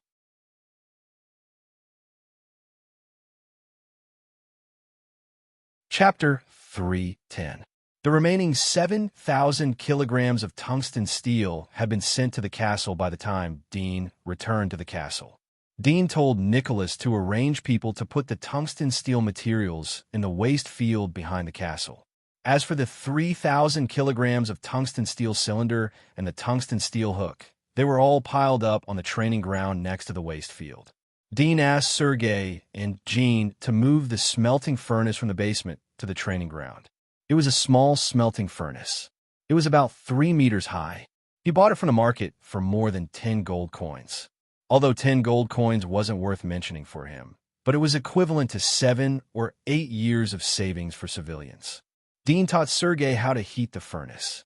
He asked Nicholas to buy a batch of coal as fuel. In the era of electricity, steel welding was done by iron and fire. Master, why do you want to make such a big cage? Jean asked curiously as he saw the length of the tungsten steel. Dean poured molten iron into the welded parts of the tungsten steel. I'm going to hunt monsters outside the giant wall. I'm going to use it as a trap. Sergei laughed. You are willing to spend a lot of money. The cost of these things isn't small. Dean didn't reply as he focused on welding. The tungsten steel cage was finally formed after an hour. It was a square and 6 meters long. Considering the terrifying growth rate of Splitter, Dean deliberately made it twice as tall as Splitter. It was enough for a short period of time. Dean engraved the model of the chain. He melted the steel in the furnace. After a moment, 8 thick tungsten steel chains came out of the furnace. White smoke billowed out of the cold water.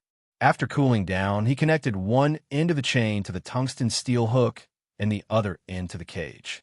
In the blink of an eye, all 8 directions of the cage were connected to the tungsten steel hook and the tungsten steel chain.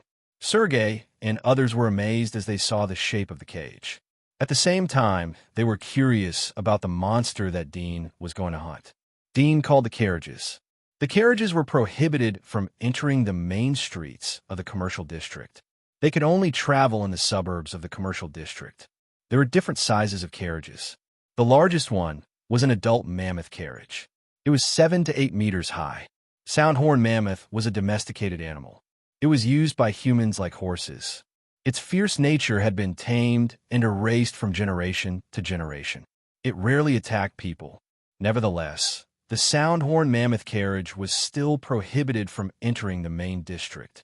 The first reason was that it would get out of control and trample on pedestrians. The second reason was that it was easy to damage the street surface. Dean asked Gwyneth and Sergei to move the cage to the carriage. He used more than 10 rough ropes to fix the cage and cover it with a huge black cloth. At the moment, the sun was setting and the sky was dusk. Dean didn't bring Sergei and the others with him this time. He sat alone in the Soundhorn carriage and left the castle. The coachman was a middle-aged man in his 30s. He was wearing strange clothes. He wasn't holding a whip, but a flute in his hand. He was gently playing the melodious flute along the way. Dean asked and found out that the inside of the Soundhorn mammoth was hollow. It had a strong sound recognition ability. The main way to control it was through the flute. Dean chatted with the coachman. Although the latter was just a small coachman, but he benefited a lot. The Soundhorn carriage arrived at the fort by nightfall. Mr. Dean, this is as far as I can go. The coachman stopped playing the flute and said to Dean. Dean nodded. It was too easy for the Soundhorn mammoth to leave footprints outside the fort. Barbarians would be able to track it. Moreover, it was easy to fall into the hands of the mutated monsters in the radiation zone. After hundreds of years of breeding, this kind of mutated creature had lost its fierceness and attackability. It would become the biggest piece of moving meat. Dean jumped out of the carriage, took out his silver eagle hunting medal, and handed it over to her. The guard checked the medal and returned it to him. He looked at the black cloth on the carriage. "What's inside?" "Hunting tools." Dean returned to the carriage. He lifted the black cloth and dragged the tungsten steel cage from carriage. He put on the ground. The weight of 3,000 kilograms was a bit strenuous for him to carry. The coachman was completely stunned as he saw Dean lift such a huge cage by himself. The guard next to him was also surprised. He looked at Dean vigilantly. There was a deep fear in his eyes. "Please." Dean grabbed the two tungsten steel columns in the middle of the cage and lifted them onto his back. He walked towards the darkness outside the fort. In the blink of an eye, Dean was more than a kilometer away from the fort. He sniffed with his nose to catch the various smells that were blowing in the wind. After more than an hour, Dean finally smelled a familiar smell.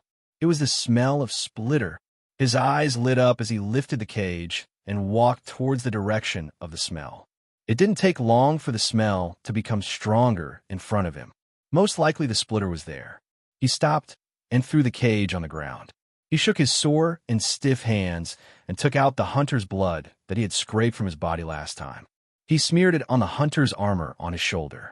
The blood had hardened and the smell was weak. He wrapped it with gauze to prevent the blood shell from falling off the armor. After everything was ready, Dean lifted the cage and continued to walk towards the hunter's location.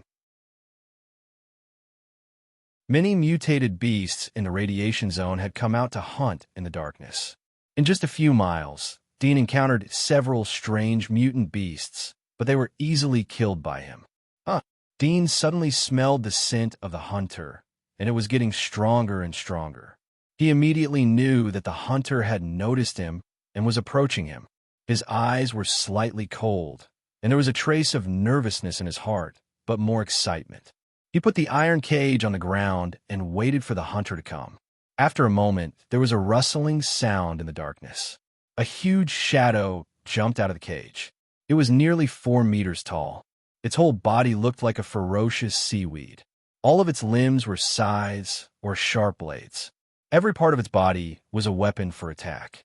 This terrifying body structure caused people to tremble in fear. There was a trace of surprise in Dean's heart when he saw it. He didn't expect that in less than a day, the little guy's size seemed to have grown a bit. Wasn't this growth rate too fast? Splitter stood in front of the cage. There were 2 emerald eyes in the middle of its body. It was staring at Dean. Dean was nervous as he couldn't figure out the behavior of the monster. He could only hide in the cage if it attacked him. As time passed, Splitter slowly moved around the tungsten steel cage. Dean was relieved as he saw this. He grabbed the tungsten steel cage and dragged it towards the abandoned building. Although he could lock Splitter in the cage, but he may not be able to drag the tungsten steel cage and its weight. It was inevitable that people would notice it if it was imprisoned in the wilderness. The abandoned building was an excellent hiding place. Splitter was surprised as it saw the cage being dragged. It retreated a few steps, but quickly reacted. It looked at the cage from behind. From time to time, it would raise its scythe arm and cut the cage. Dean was a bit scared as he heard the clanking sound. In the darkness of the night, clouds of radiation covered the starry sky. As the black snow season approached, there were more clouds in the sky, and the color was darker. The radiation particles were mixed within, firmly blocking the moonlight and starlight. The ground was pitch black without light. Dean was glad that he had night vision. Otherwise, he wouldn't be able to escape from Splitter's cave in the era of electric light. He would have become the rations of the first small Splitter. Dudian smelled a lot of mutant beasts along the way, but they seemed to be aware of Splitter's smell and ran far away. There were also some mutant beasts that lurked in the same place and didn't move. It didn't take long for Dean to find the previous mountain plain. He dragged the cage to the abandoned building. He grabbed the chain of the cage and slowly put the cage into the basement. Then he jumped on the cage and dragged it to a place in the basement. The passage was too narrow for the cage to pass through, so it could only be placed here. Dean pierced the tungsten steel hook of the chain into the ground. The ground was cement and had long been soaked in moisture. Instead of relying on the strength of the cement, he returned to the basement and cut off some trees in the woods near the entrance of the building. He cut off the branches, sharpened the bottom, and made a few wooden frames. Then he fixed the four parts of the wooden frame with wood and used the hook to scoop out the soil. He dug a deep pit and buried the wooden frame in it. Splitter stayed next to him. From time to time, it would swing its scythe arm on the tungsten steel cage to hone its weapon. A moment later, Dean dug a 7 or 8 meters deep pit in the ground. He hooked the crooked hook to the wooden frame and buried it from the four corners. Each corner had 2 chains. After that, he buried the soil. He held the thick tree trunk and pedaled it flat. Then he found some stones and pressed them on the soil. Dean was tired and sweaty after finishing these fixed jobs. Most of the night had passed, and it was around 3 or 4 o'clock in the morning. He looked at Splitter, who was lying on the ground and sleeping soundly. He let out a sigh of relief and opened the tungsten steel cage. He wiped a bit of blood from the gauze on his shoulder and sprinkled it into the cage. Then he jumped out of the basement and went back upstairs. Soon, he found a snake hole in the corner of the wall that had been soaked in the rain. He stabbed the hole with a dagger and pulled out 2 thick mutant earth snakes from inside. Splitter's eyes were wide open. Dean quickly cut them off and carried them back to the basement. Perhaps it was because of the smell of blood, but Splitter woke up. It gently moved and climbed up. It stared at Dean. Dean threw 1 mutant snake in front of Splitter and the other into the tungsten steel cage. Splitter didn't take any precautions. It went back into the cage after it finished eating the mutant snake in front of it. It picked up the other mutant snake and ate it. Clang! The tungsten steel cylinder fell from the top of the cage. Dean, who was waiting next to the cage, made a move. He put the hook on the bottom of the tungsten steel cylinder and locked it tightly. Splitter looked back as it heard the sound. It saw that the cage was sealed. It roared in a low voice and waved its scythe arm to cut the cage. Dean heard its anxious cry and slowly retreated. At the same time, he paid attention to the place where it cut the tungsten steel cylinder. There were only shallow scratches. His heart was relieved, and his face showed a smile. He didn't expect everything to go so smoothly. He thought it would take a lot of effort, but now it was done in one night. Squeak! Splitter screamed impatiently. It attacked the tungsten steel cage with all its might, but it didn't have any effect. Its body struggled fiercely inside the cage, causing the cage to shake slightly. The 4 corners of the cage were stretched taut, shaking slightly, causing the soil on the ground to crack slightly. Dean frowned as he saw the scene. He put away the plasma shell on his shoulder and left the basement. After a moment, he came back again with a boulder that weighed more than 1,000 pounds. Bang! He pressed the boulder on the ground where the chains were connected. Splitter was still violently struggling. The other 3 chains were still shaking violently, but the 2 chains that were pressed by the boulder were motionless. Dean went out again and brought back another boulder. He pressed it on the other corner of the cage. He went back and forth a few times until the 4 corners were pressed by the boulder. Dean had an inexplicable feeling as he saw Splitter roaring anxiously. It seemed that Splitter was asking for help.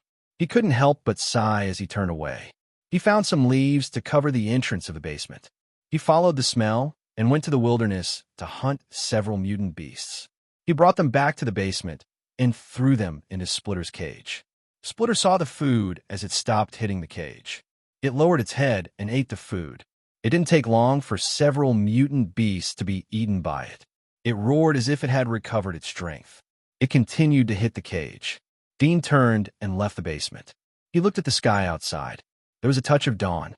He didn't expect the night to pass so fast. He thought of today's meeting with the Council of Gods. His eyes flashed with a cold light. He returned to the fort along the original path. This time he was going to sneak into the city. If he was going to enter the city, then he would have to show the certificate issued by Jing Shou as a hunter, regardless of whether he had been to the giant wall or not. Dean didn't return to the castle. He took off the hunter's armor and went to a pub to eat and drink. He washed his hands and left. He rented a carriage and went to the Temple of Elements. Fortunately, he was prepared. He didn't wear underwear under the hunter's armor, but a coat. The carriage arrived at the mountain after a few hours. It was 8 o'clock in the morning.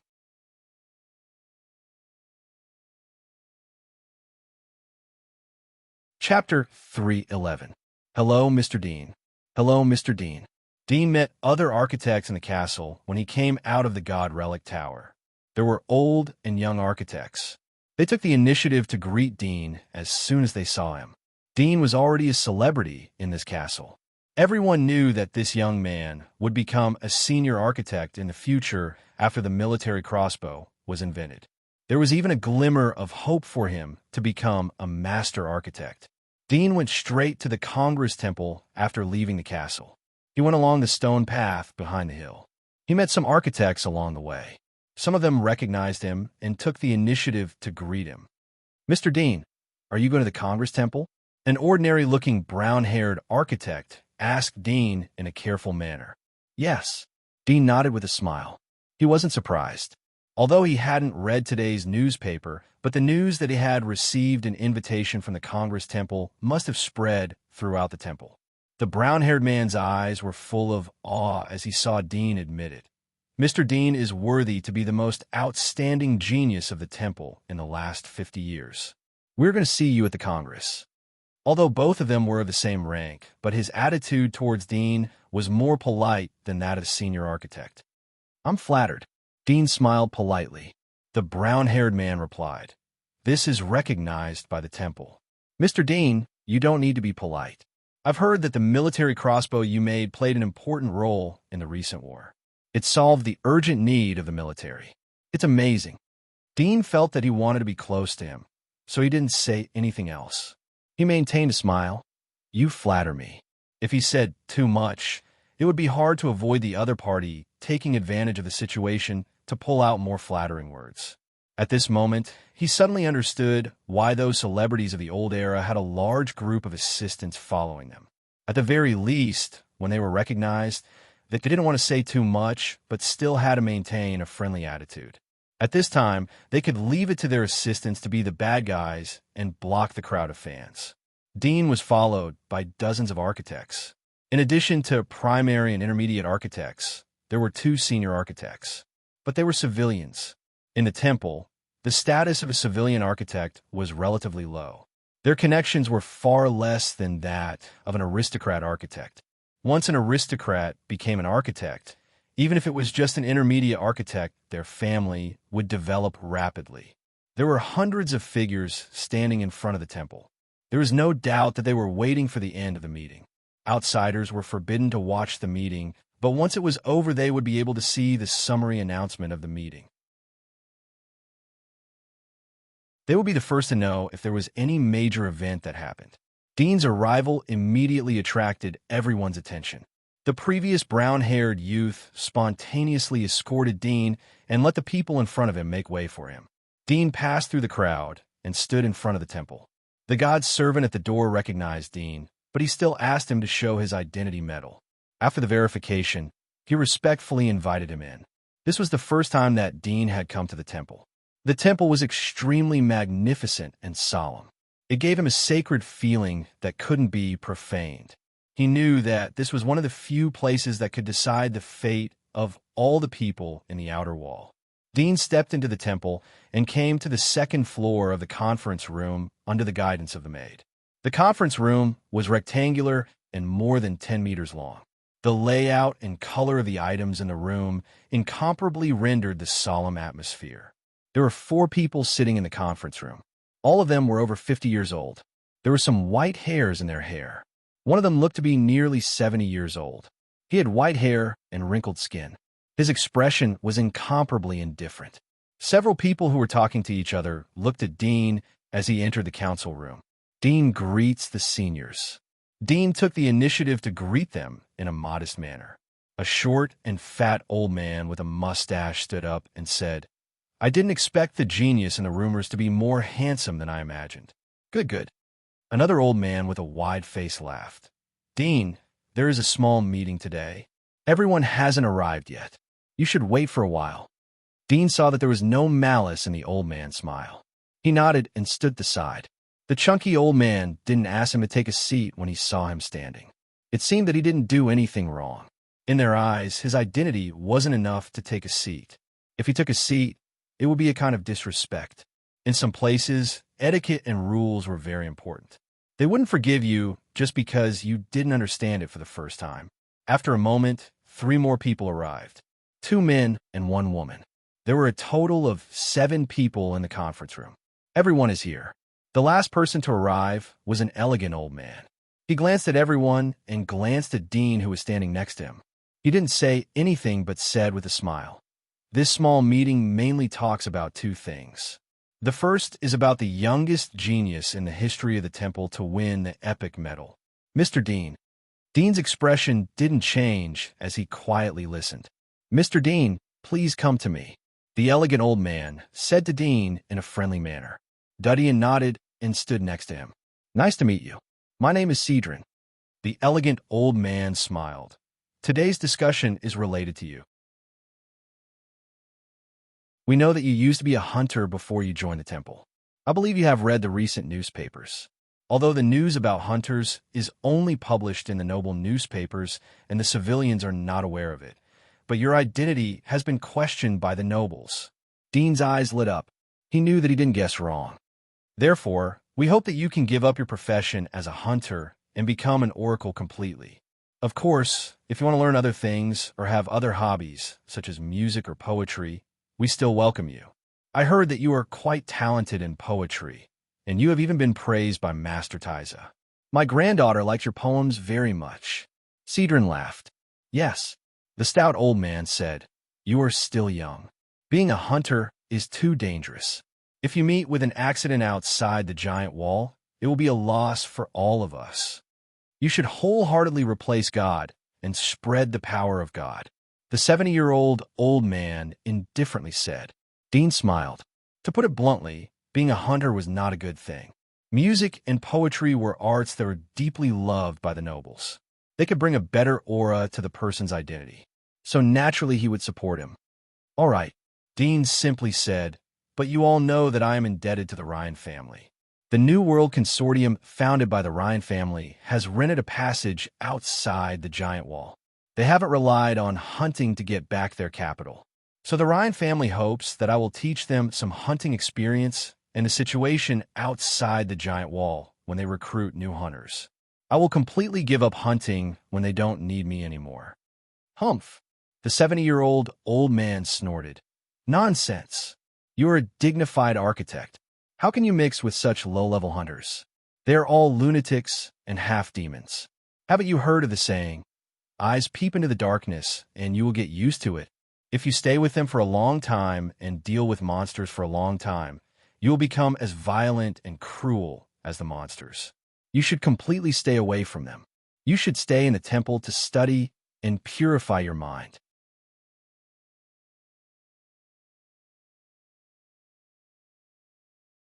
Chapter 312.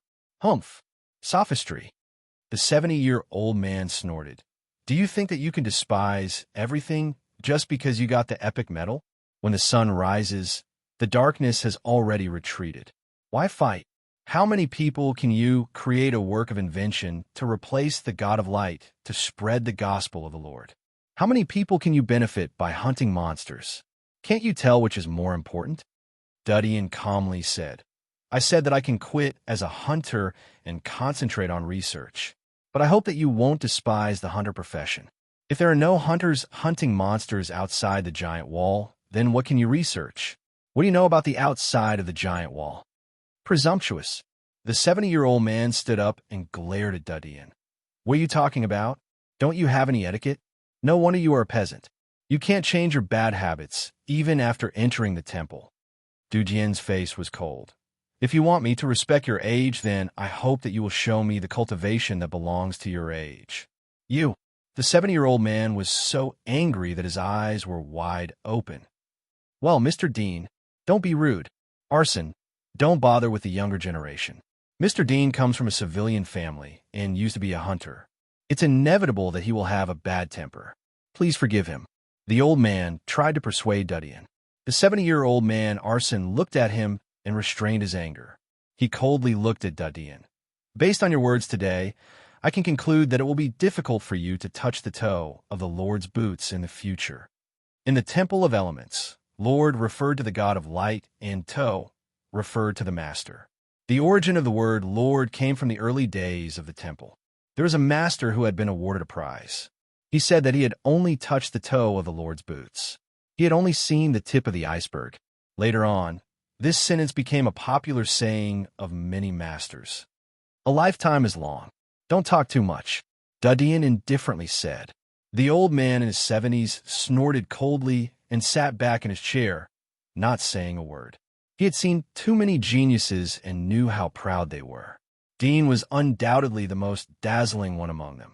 He was the youngest person in history to win the epic medal.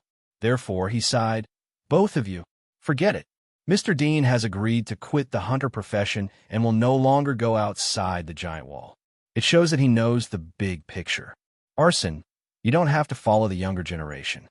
Arsene sneered and turned his head. Dean glanced at Arsene's clothes and continued to listen to the words of the old man in a humble manner. In addition to this, the second thing is about the war outside the borders. The continuous war has put a lot of pressure on the border. The military hopes that we can create some new military magic to completely defeat the barbarians. All of you here have made some achievements in the field of military magic. I hope that you can shift your focus to military magic in the near future and strive to create some new products. The broad-faced old man looked around at the crowd and said slowly. Dean's eyes slightly moved, but he didn't speak. The people on both sides of the long table looked at each other and fell into contemplation. The old man stroked his beard. "Since the last time I made the snow shadow bow, I haven't touched the military divine art for a long time. But I have seen the improved version of the snow shadow bow made by some intermediate architects. It should be able to upgrade the snow shadow bow. It should be able to reach the 4-star intermediate grade." The old man smiled. 4-star mid-grade is enough. I didn't expect such a terrible weapon like the snow shadow bow to have such a significant improvement. It seems that your attainments in this area have penetrated deep into the bone marrow. I'm flattered. The old man laughed and waved his hand. There was a bit of pride on his face. The old man smiled and looked at Dudien. "Mr. Dean, your military crossbow is very good. If you can improve it, then it will be very helpful to the situation on the battlefield. I hope you can go back and study it." Dean nodded. "I will." "Well, the meeting is over," the old man announced. Everyone got up, passed by Dean, and went out one after another. Some of them nodded to him as they passed by. Some of them didn't even look at him. They had their own pride as masters. Even though Dean was an architect with extraordinary potential, he would become an outstanding master in the future. But it was possible that he would be stuck at the intermediate level. It wasn't impossible for him to get to know him in advance. The old man patted Dean's shoulder after everyone left. "Let's go. Don't take Arsene's temper to heart. He is right. I believe in your ability, but there is still etiquette. After all, he isn't the only master here." Dean looked at him. He knew that the old man was being kind. People of each rank had their own circle. They allowed infighting, but they didn't allow outsiders to despise them. This was the reason why he saw that the attitude of two masters wasn't as easygoing as before. It was obvious that they thought that Dean had despised all the masters. "Well," Dean nodded but didn't say much. After leaving the parliament, the Grand Masters walked out of the shrine one after another. They were escorted by their students on the first floor. They arrived at the carriage parked outside the shrine and left in it. The people waiting in front of the meeting made a spacious path for them. They looked at the masters in awe. There were more than 100 people, but there wasn't any noise. Dean and the old man came out side by side after all the masters had left. There was a commotion in the crowd when they saw Dean. There seemed to be a few exclamations. They didn't expect that the genius teenager who had been in the newspapers would be able to walk with the masters. It was such an honor that it made people jealous. Dean regretted that he didn't come by carriage as he looked at the crowd. "I'll go first. Take good care of the new invention." The old man lifted the curtain and smiled at Dean. Dudien nodded. The commotion in the surroundings suddenly quieted down. Only after the carriage of the broad-faced old man rolled away did the crowd burst into an uproar. Everyone gasped and looked at the young man in the field with admiration and envy. They didn't expect that the progress of the latter's theurgy had already caught the attention of the Grandmaster. It should be known that the latter was only in the middle order. After the carriage was far away, Dean quickly left along with the crowd. The crowd reacted and immediately chased after him. Dean quickly ran. He didn't use his hunter's strength, but he was able to easily run past the weak architects. It must be known that his scavenger training wasn't in vain. Dean went to his own room after returning to the castle. He dismantled the lightning rod and wrapped it up. Then he carried it to the temple.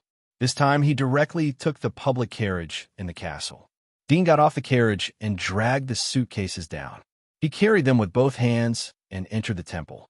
There were more than a dozen people in the temple. They were queuing up to submit their inventions.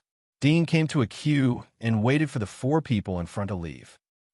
The person in front saw someone behind him and looked back. Suddenly, he screamed in surprise and looked at Dean in confusion. He was startled and surprised. You're Dean? Genius Dean? Hello, Dean politely replied. The youth was flattered. Hello. Are you here to submit your invention? Duddy nodded. Please, you go first, the youth said. Dean quickly refused. No, you go first. It's all right. I have a lot of time. All right. Dean exchanged places with the youth. At this time, the 3 people in front heard the youth's voice and looked back. The girl in front of Dean had a few small freckles on her face. Her face was full of excitement and nervousness. I'll exchange places with you. You go first. Dean saw the primary architect medal on her chest. Her hair color meant that she had such achievements at such an age. He didn't be polite and changed his position. The 2 people in front of him immediately changed their positions with Dean. Please submit your work of divinity, the man behind the counter said to the young man in front of him and turned around to get the form. When he turned back, he saw the young man behind him. The young man in front of him was a fair-skinned young man. He was a little startled. He suddenly felt a little familiar. You are. Dean handed over the suitcase. This is my invention. My name is Dean.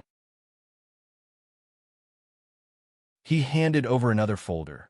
This is the design and assembly drawings. Dean? The woman behind the counter heard the name and suddenly remembered. She was pleasantly surprised. It's you? Your new invention? Yes. The woman was a little excited, but she didn't know what to say. She took the suitcase and quickly handed out the form. She said happily, fill in the identity form, and then brand your medal on it. Dean quickly filled out the form and took off the medal. He printed it in a red powder box and then covered the form. Soon a metal pattern appeared with his name engraved on it. The review period is 1 to 3 days. It will be postponed by 1 day if there is a prayer day, the woman said with a smile. Thank you. Duddy thanked them and left the counter. He thanked the 4 people who gave up their positions to him. He quickly left the temple and returned to his castle. The woman behind the counter didn't care about the rest of the 4 people as Dean left the temple. She picked up the form filled by Dean as well as the materials on the ground and went back to the small room. She came to a table and said to a middle-aged woman who was busy, Sister Lily, this is Dean's new invention. It belongs to the genius Dean. Sister Lee looked up in surprise.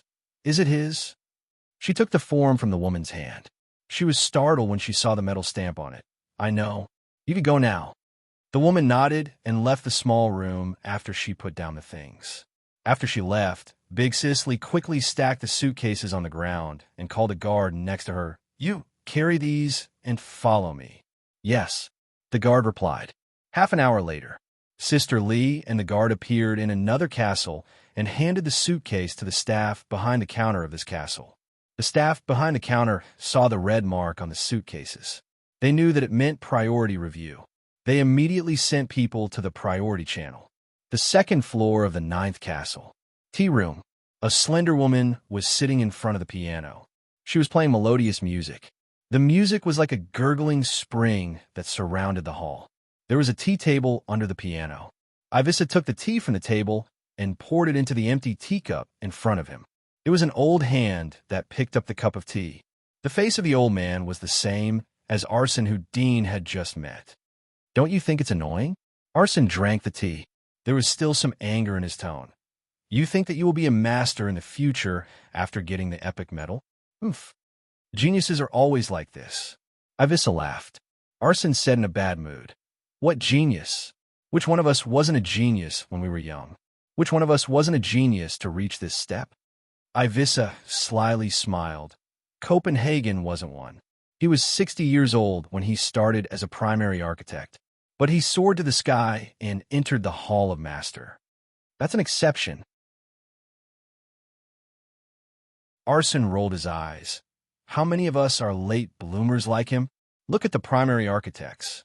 How many of them are 60 years old and are still conscientiously studying the invention?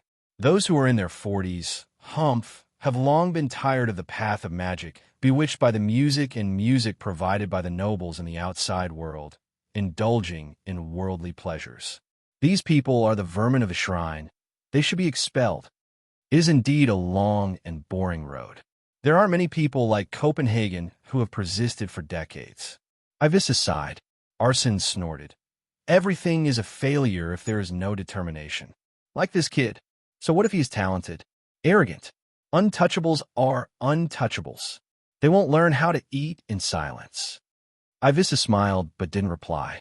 At this time, the butler of the castle ran over and respectfully said, "Master E, there's a new lightning invention in the temple. They want you to review and identify it."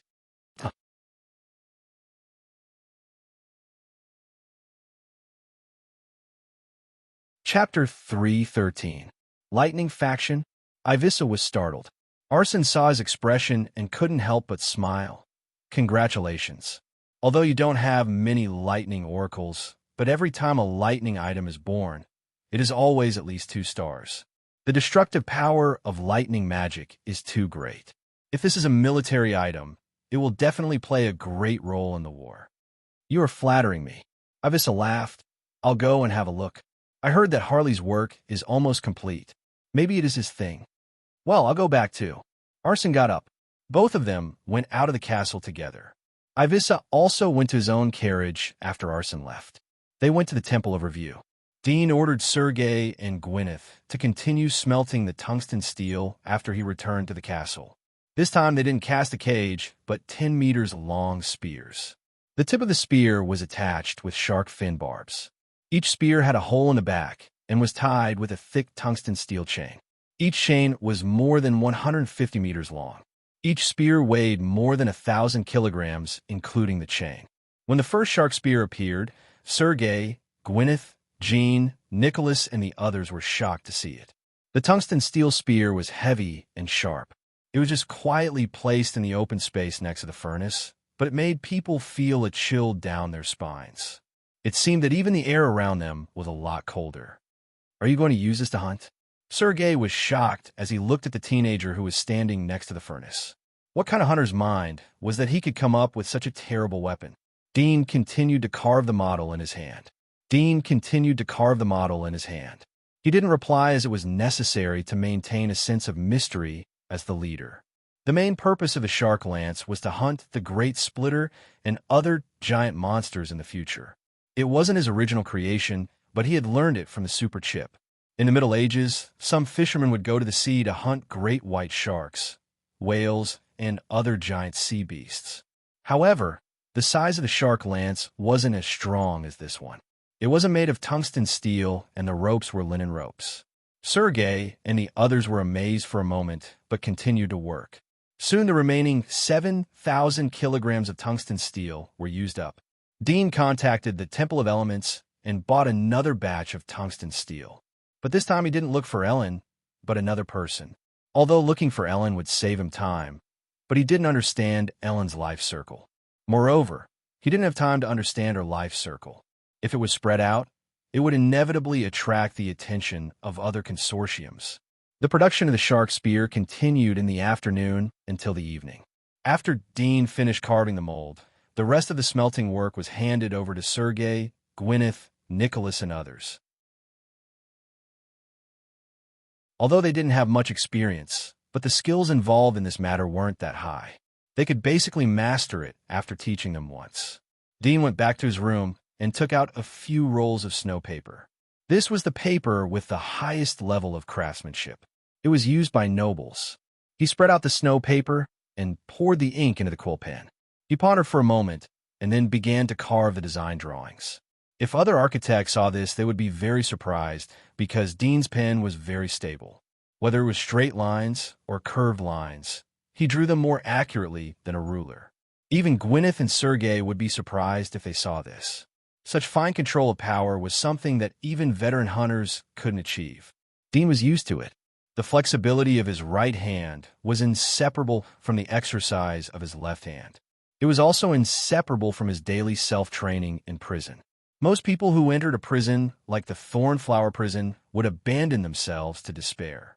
But Dean had been thinking about various hunting techniques and exercising his body's flexibility in addition to digging holes.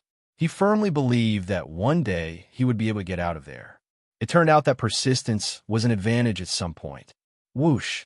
The outline of a fine structure gradually appeared as the quill pen drew on the snow paper. The shape was strange.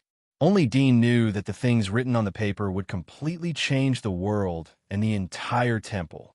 And this was the first step on the road of conquest. A few hours later, the few sheets of paper were completely filled with drawings. There were no traces of any alterations, as if they had been made by nature. The meticulous structure, the specific functions of each part, and the purpose of the entire work were all written on the design paper. The picture was harmonious and pleasing to the eye. Dean put away the pen and spread out a few pieces of paper.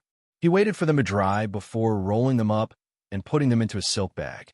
Then he put them into his dark box. Dean came to the windowsill and looked at the training ground behind the castle. Sergei and the others were smelting tungsten steel. He saw that they weren't lazy, so he took out the wood carving and continued to carve with his left hand. Although he had been practicing for a long time, but he felt that there wasn't a significant effect on his left hand. But the improvement of his right hand was very obvious. However, Dean didn't lack patience. The next day, Dean found another person and bought a batch of tungsten steel materials. This time he didn't refine shark spear, but cannon crossbow. Such a heavy shark spear couldn't be thrown to kill the enemy. Only a cannon crossbow could accurately shoot into the target's body. The structure of the cannon crossbow was similar to that of cannon. The key point was the tension rope. It was a kind of synthetic rope made of monster materials. It was not a pure fiber. It was generally used by the army in the border fortress. However, the shape of the arrow was more traditional. It could only be used to hunt barbarians. Often a crossbow arrow could penetrate the chest of 7 or 8 people and nail them to the ground. The strength of the arrow was so great that it could be seen that it was terrifying. However, the crossbow shaft was made of wood, while Dean's was made of tungsten steel. There was a huge difference in the weight. Therefore, the requirements for the rope were extremely high. Dudian engraved the mold after the materials were transported back. He used eagle tendon rope to make a crossbow. Sergei, Gwyneth, Nicholas, and others held their breath as they went to the hillside behind the castle to test it out. Whoosh! The tungsten steel shark spear jumped out when the rope popped out. The chain behind the spear rattled as it flew for hundreds of meters. Its momentum was greatly reduced as it slid down and pierced the ground. It penetrated 4 or 5 meters deep.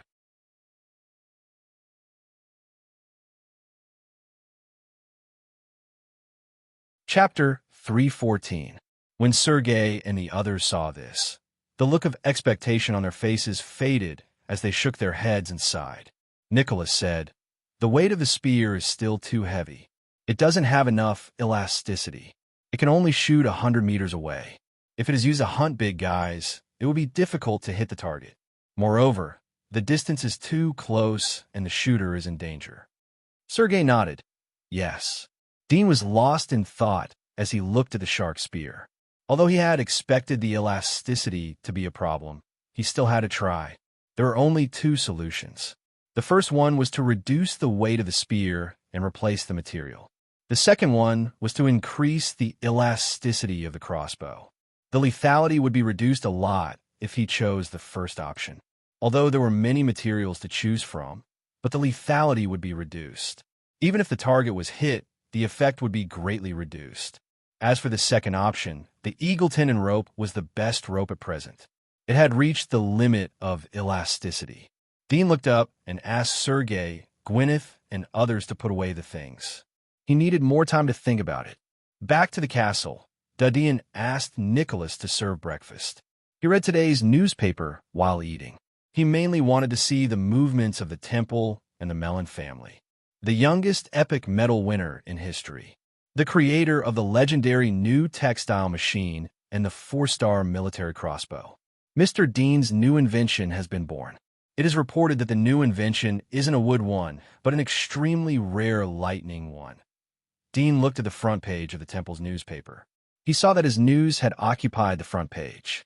In the past, almost all the news that made the headlines were about masters. However, he had occupied the front page as an intermediate architect. This point surprised many people. Dean's status would increase by a few notches. Dean had expected that the news of the new invention would leak out, but he didn't expect that it would attract so much attention. He was surprised, but he was relieved after thinking about it. He had made 2 inventions in advance. The lowest one was the military crossbow, and the new textile machine was a legendary item. It was the key to an era. There was no need to say more about its value. His third invention had attracted more attention than the second one. If the third invention was identified as a 2-star or 3-star item, then his reputation was bound to enter a buffering stage. If the following inventions were only 2-star or 3-star level, then it would be difficult for him to get into the headlines of the temple. The myth of genius would be shattered and gradually fade away from people's eyes. Dean put down the newspaper and gently rubbed his fingers. He flipped to another newspaper. This was the newspaper of the Mellon Consortium. It was about the various industries under the Mellon Consortium. For the vast majority of ordinary people, they naturally didn't know that the Mellon Consortium was behind these industries. Therefore, the propaganda power and influence of this newspaper had been greatly enhanced. According to the staff of the Temple of Elements, the genius Dean rarely went to the temple recently. The success rate of the new lightning invention is very low. The road of genius will die on the road of pride. According to the newspaper interview, the leading singer of the Moulin Rouge accompanied Dean to watch the song and dance yesterday. Dean flipped to the second page and saw the news about himself. He slowly glanced at it and put away the newspaper. Ina, who was the head of the Moulin Rouge, was probably just an unknown singer who had been invited by the Mellon Consortium. One wanted to discredit him, and the other wanted to become famous, so they hit it off. Although he expected that the Mellon Consortium would make a move, but he didn't think that it would be so despicable. Many things were nonsense and completely baseless, but he couldn't fight back. If he sued the newspaper, then the responsibility would be shifted to the singer. If he sued the singer, then his image would be entangled with the singer. In short, no matter how he fought back, he would be defeated. This was the means of the Mellon Consortium to smear his reputation. Most of the common people were happy to see this kind of thing, and it became the best topic of conversation after eating and drinking. Moreover, most of the people believed in evil and doubted the good, so the only way for this matter to stick to him was to rely on his own works to speak. A group of rats. Dean's eyes slightly narrowed. Although he was calm and rational enough, but he was still a teenager. It was inevitable that his heart was burning with killing intent. Dean put away the newspaper and finished his breakfast. He went to the training ground and touched the firing crossbow. He was lost in thought. Temple of Elements. Castle. Ivissa was standing in an empty room. He was looking at the metal tower in front of him. He was holding the design drawings in his hand. He carefully observed the parts and theoretical ideas in the drawings. From time to time, he would look at the things in front of him. His brows were wrinkled. After a moment, he turned to the second design drawing and continued to browse. He was startled when he saw a metal structure that looked like a base. This? He gently blinked as he carefully looked at it. Can it be like this? No one answered his words in the empty room. The temple's attendant stood respectfully on the side and didn't move. Ivissa quickly flipped through the design manuscript. After a moment, he turned back and asked the waiter, "Who made this invention?" "I'm sorry, Master Ivissa. This is confidential," the attendant respectfully replied. Ivissa was startled. He couldn't wait to pat his head. He put away the design drawings and said, "Today is cloudy. It should rain tomorrow. We will wait for the thunder to test the effect. If it is successful," his eyelids slightly twitched as he thought of this. If the design drawings were true, then the value of this thing would be too great. It should be noted that there were many lightning bolts during the rainy season and the black snow season.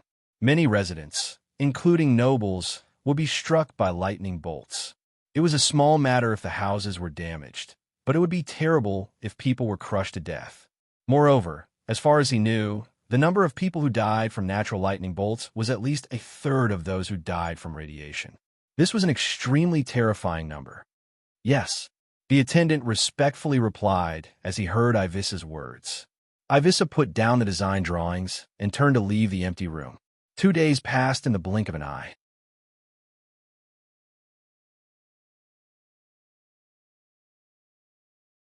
Chapter 315.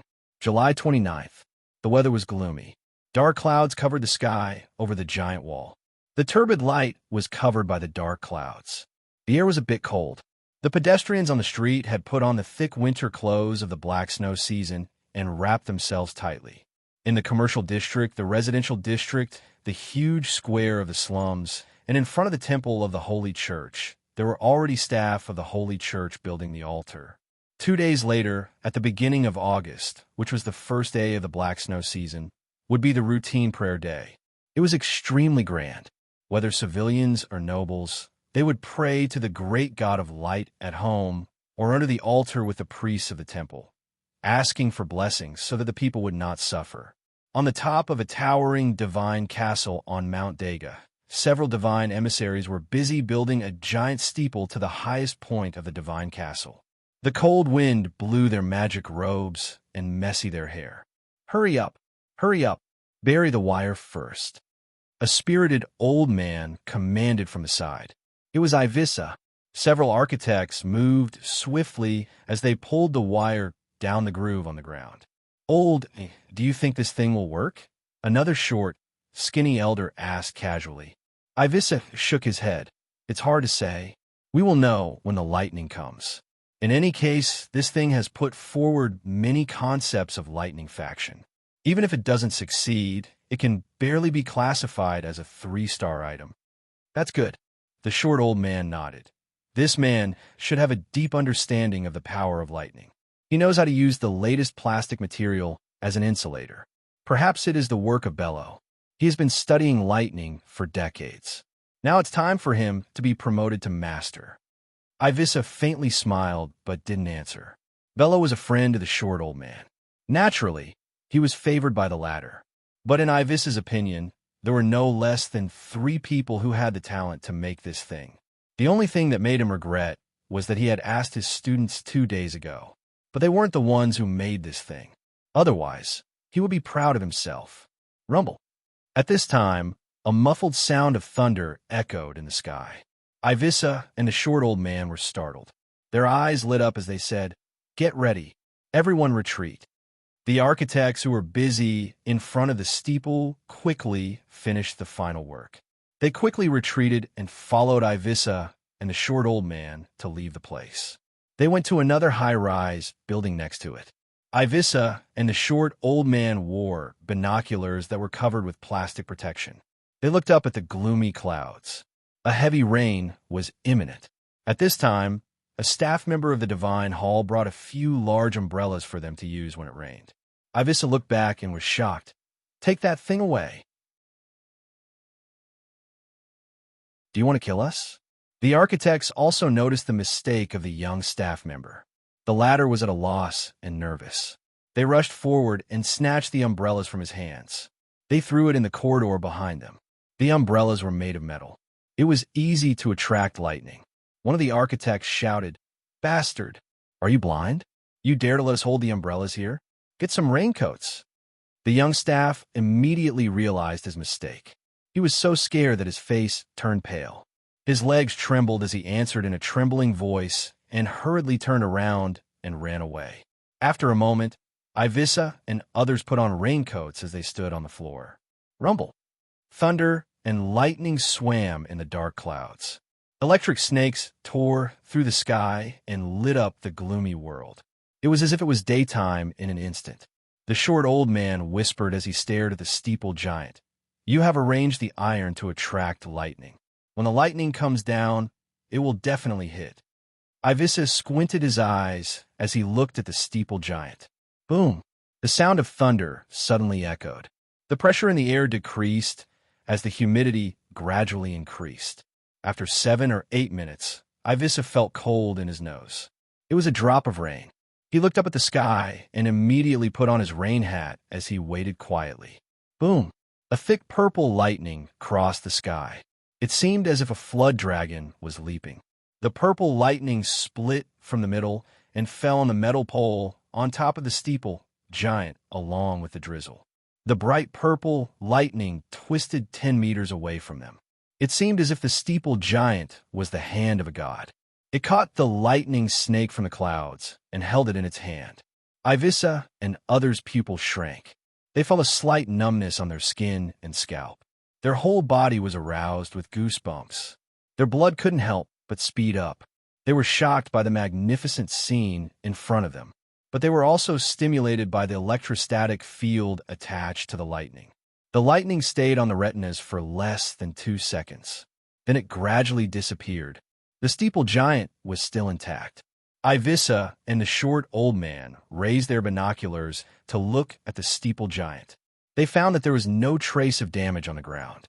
They couldn't help but jump. They knew that the invention was successful. Boom!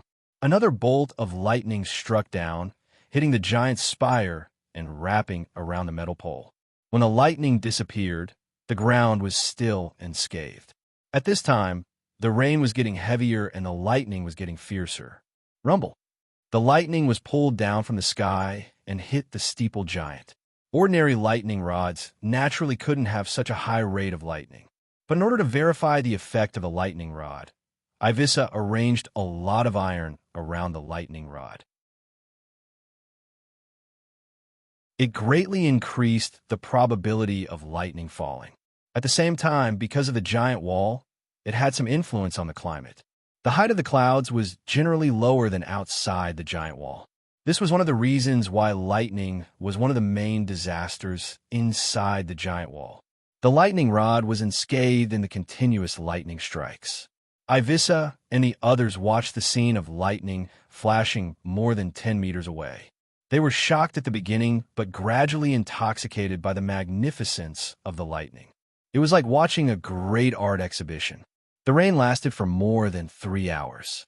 Ivissa, the short old man, and others stood in the rain for more than 3 hours.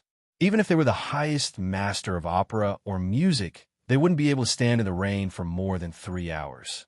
In the castle, the oil lamp on the wall burned quietly, and the fragrant light warmed the entire hall. All the windows were closed, and the rain gently fell outside the window. 2 maids stood quietly together, and it was obvious that their legs were a little sore from standing, but they still quietly persevered. Sergei, Gwyneth, Jean, and others were sitting on the sofa. They were eating the newly bought fruits. Dudian stood in front of a window. He gently opened the window and looked at the crystal-clear rain.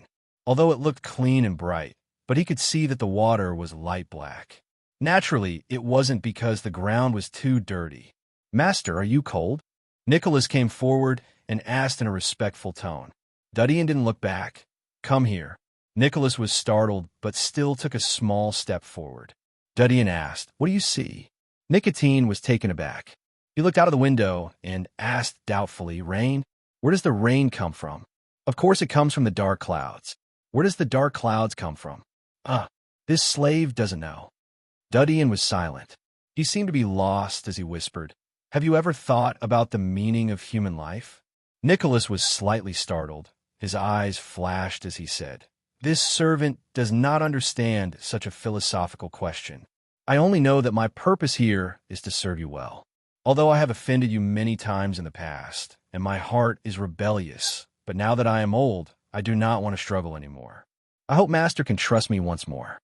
Dudian retracted his eyes and looked at Nicholas. Nicholas's eyes were calm and full of sincerity. Dudian raised his hand and patted Nicholas's shoulder. "Prepare a carriage for me. I'm going to the Ryan family." "Yes," Nicholas replied in a respectful tone. Sergei and others heard that Dudian was going to go out. Jean said, "I'll go with you." "No need," Sergei casually said as he peeled a fruit. "You have been going to the Ryan family every night for the past few days. Have you taken a fancy to a lady of the Ryan family?" Dudian glanced at him but didn't say anything. He waited for Nicholas to prepare the carriage. He put on a raincoat and got into the carriage. Dudian took the carriage to a butcher's shop in a remote town. Dudian spent 2 silver coins to buy an iron-back pig that weighed 200 pounds. It was a high-grade type of pig. The meat quality was close to that of beef.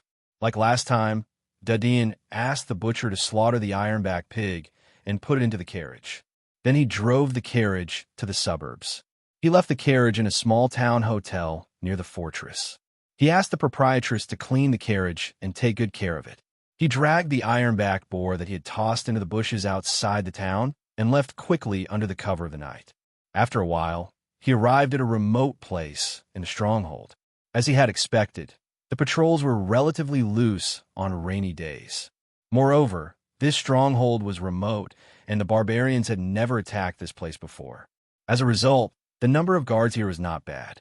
Dean carried the iron-back pig on his back and quickly climbed over the fortress. The weight of 200 pounds was like a weapon to him. It was not heavy at all. After sneaking across the fortress, he immediately flew away in the darkness. After a moment, Dean came to the place where Splitter was kept. He went into the desolate building and opened the hole covered by the branches on the ground. He carried the iron-back pig and jumped into the basement. He saw Splitter sleeping soundly in the cage. The moment he landed on the ground, Splitter heard movement. It raised its head and saw Dudian. It squeaked a few times as it saw Dudian. It seemed to be excited as it rubbed the cage with its scythe arms. Dudian pulled out the dagger and cut off the iron-back pig's trotters. He threw them into the gap of the tungsten steel cage. The scythe arms of Splitter swarmed up and cut the trotters into 7 or 8 pieces. It picked them up from the ground and ate them. The dagger in Dudian's hand was used to kill monsters. It was easy to cut the iron-back pig's body and threw it into the cage to feed Splitter.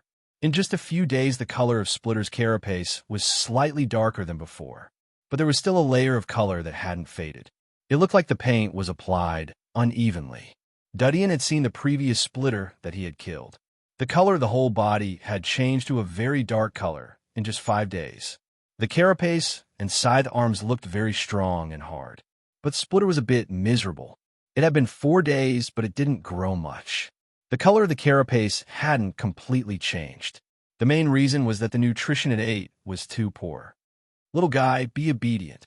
I'll kill your mother in a few days. Then we can go outside the giant wall together. I'll let you enjoy a little freedom." Dudian threw the pork to Splitter as he talked to himself. Splitter quickly ate the pork that was thrown into the cage. It was very happy and excited.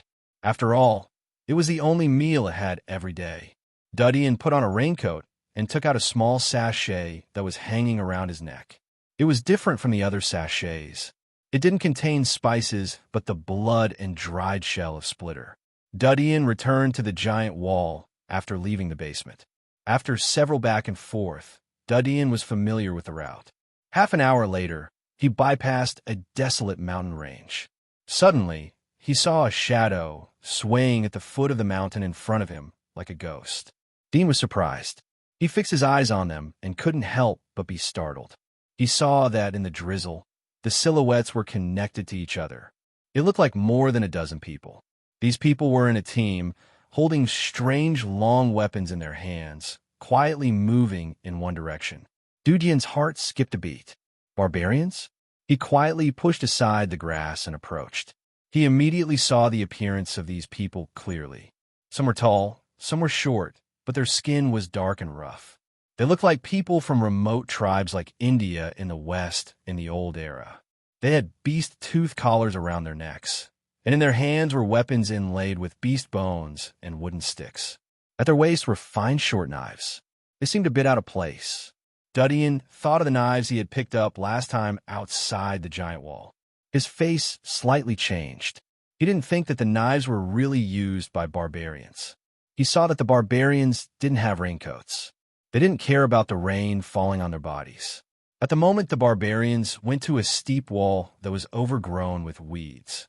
The barbarians at the front pushed away the weeds and went in. The rest of the barbarians went in and put the weeds back to the original position. Dudian estimated that he wouldn't have noticed the barbarians' nest if he didn't see them enter. He gently sniffed, although the rain diluted the smell, but he could still smell a mixture of human and beast. He remembered the smell and quietly left the place. You're tuning into the Warrior Lore YouTube channel. Don't forget to subscribe and join us on this journey to catch the most captivating stories.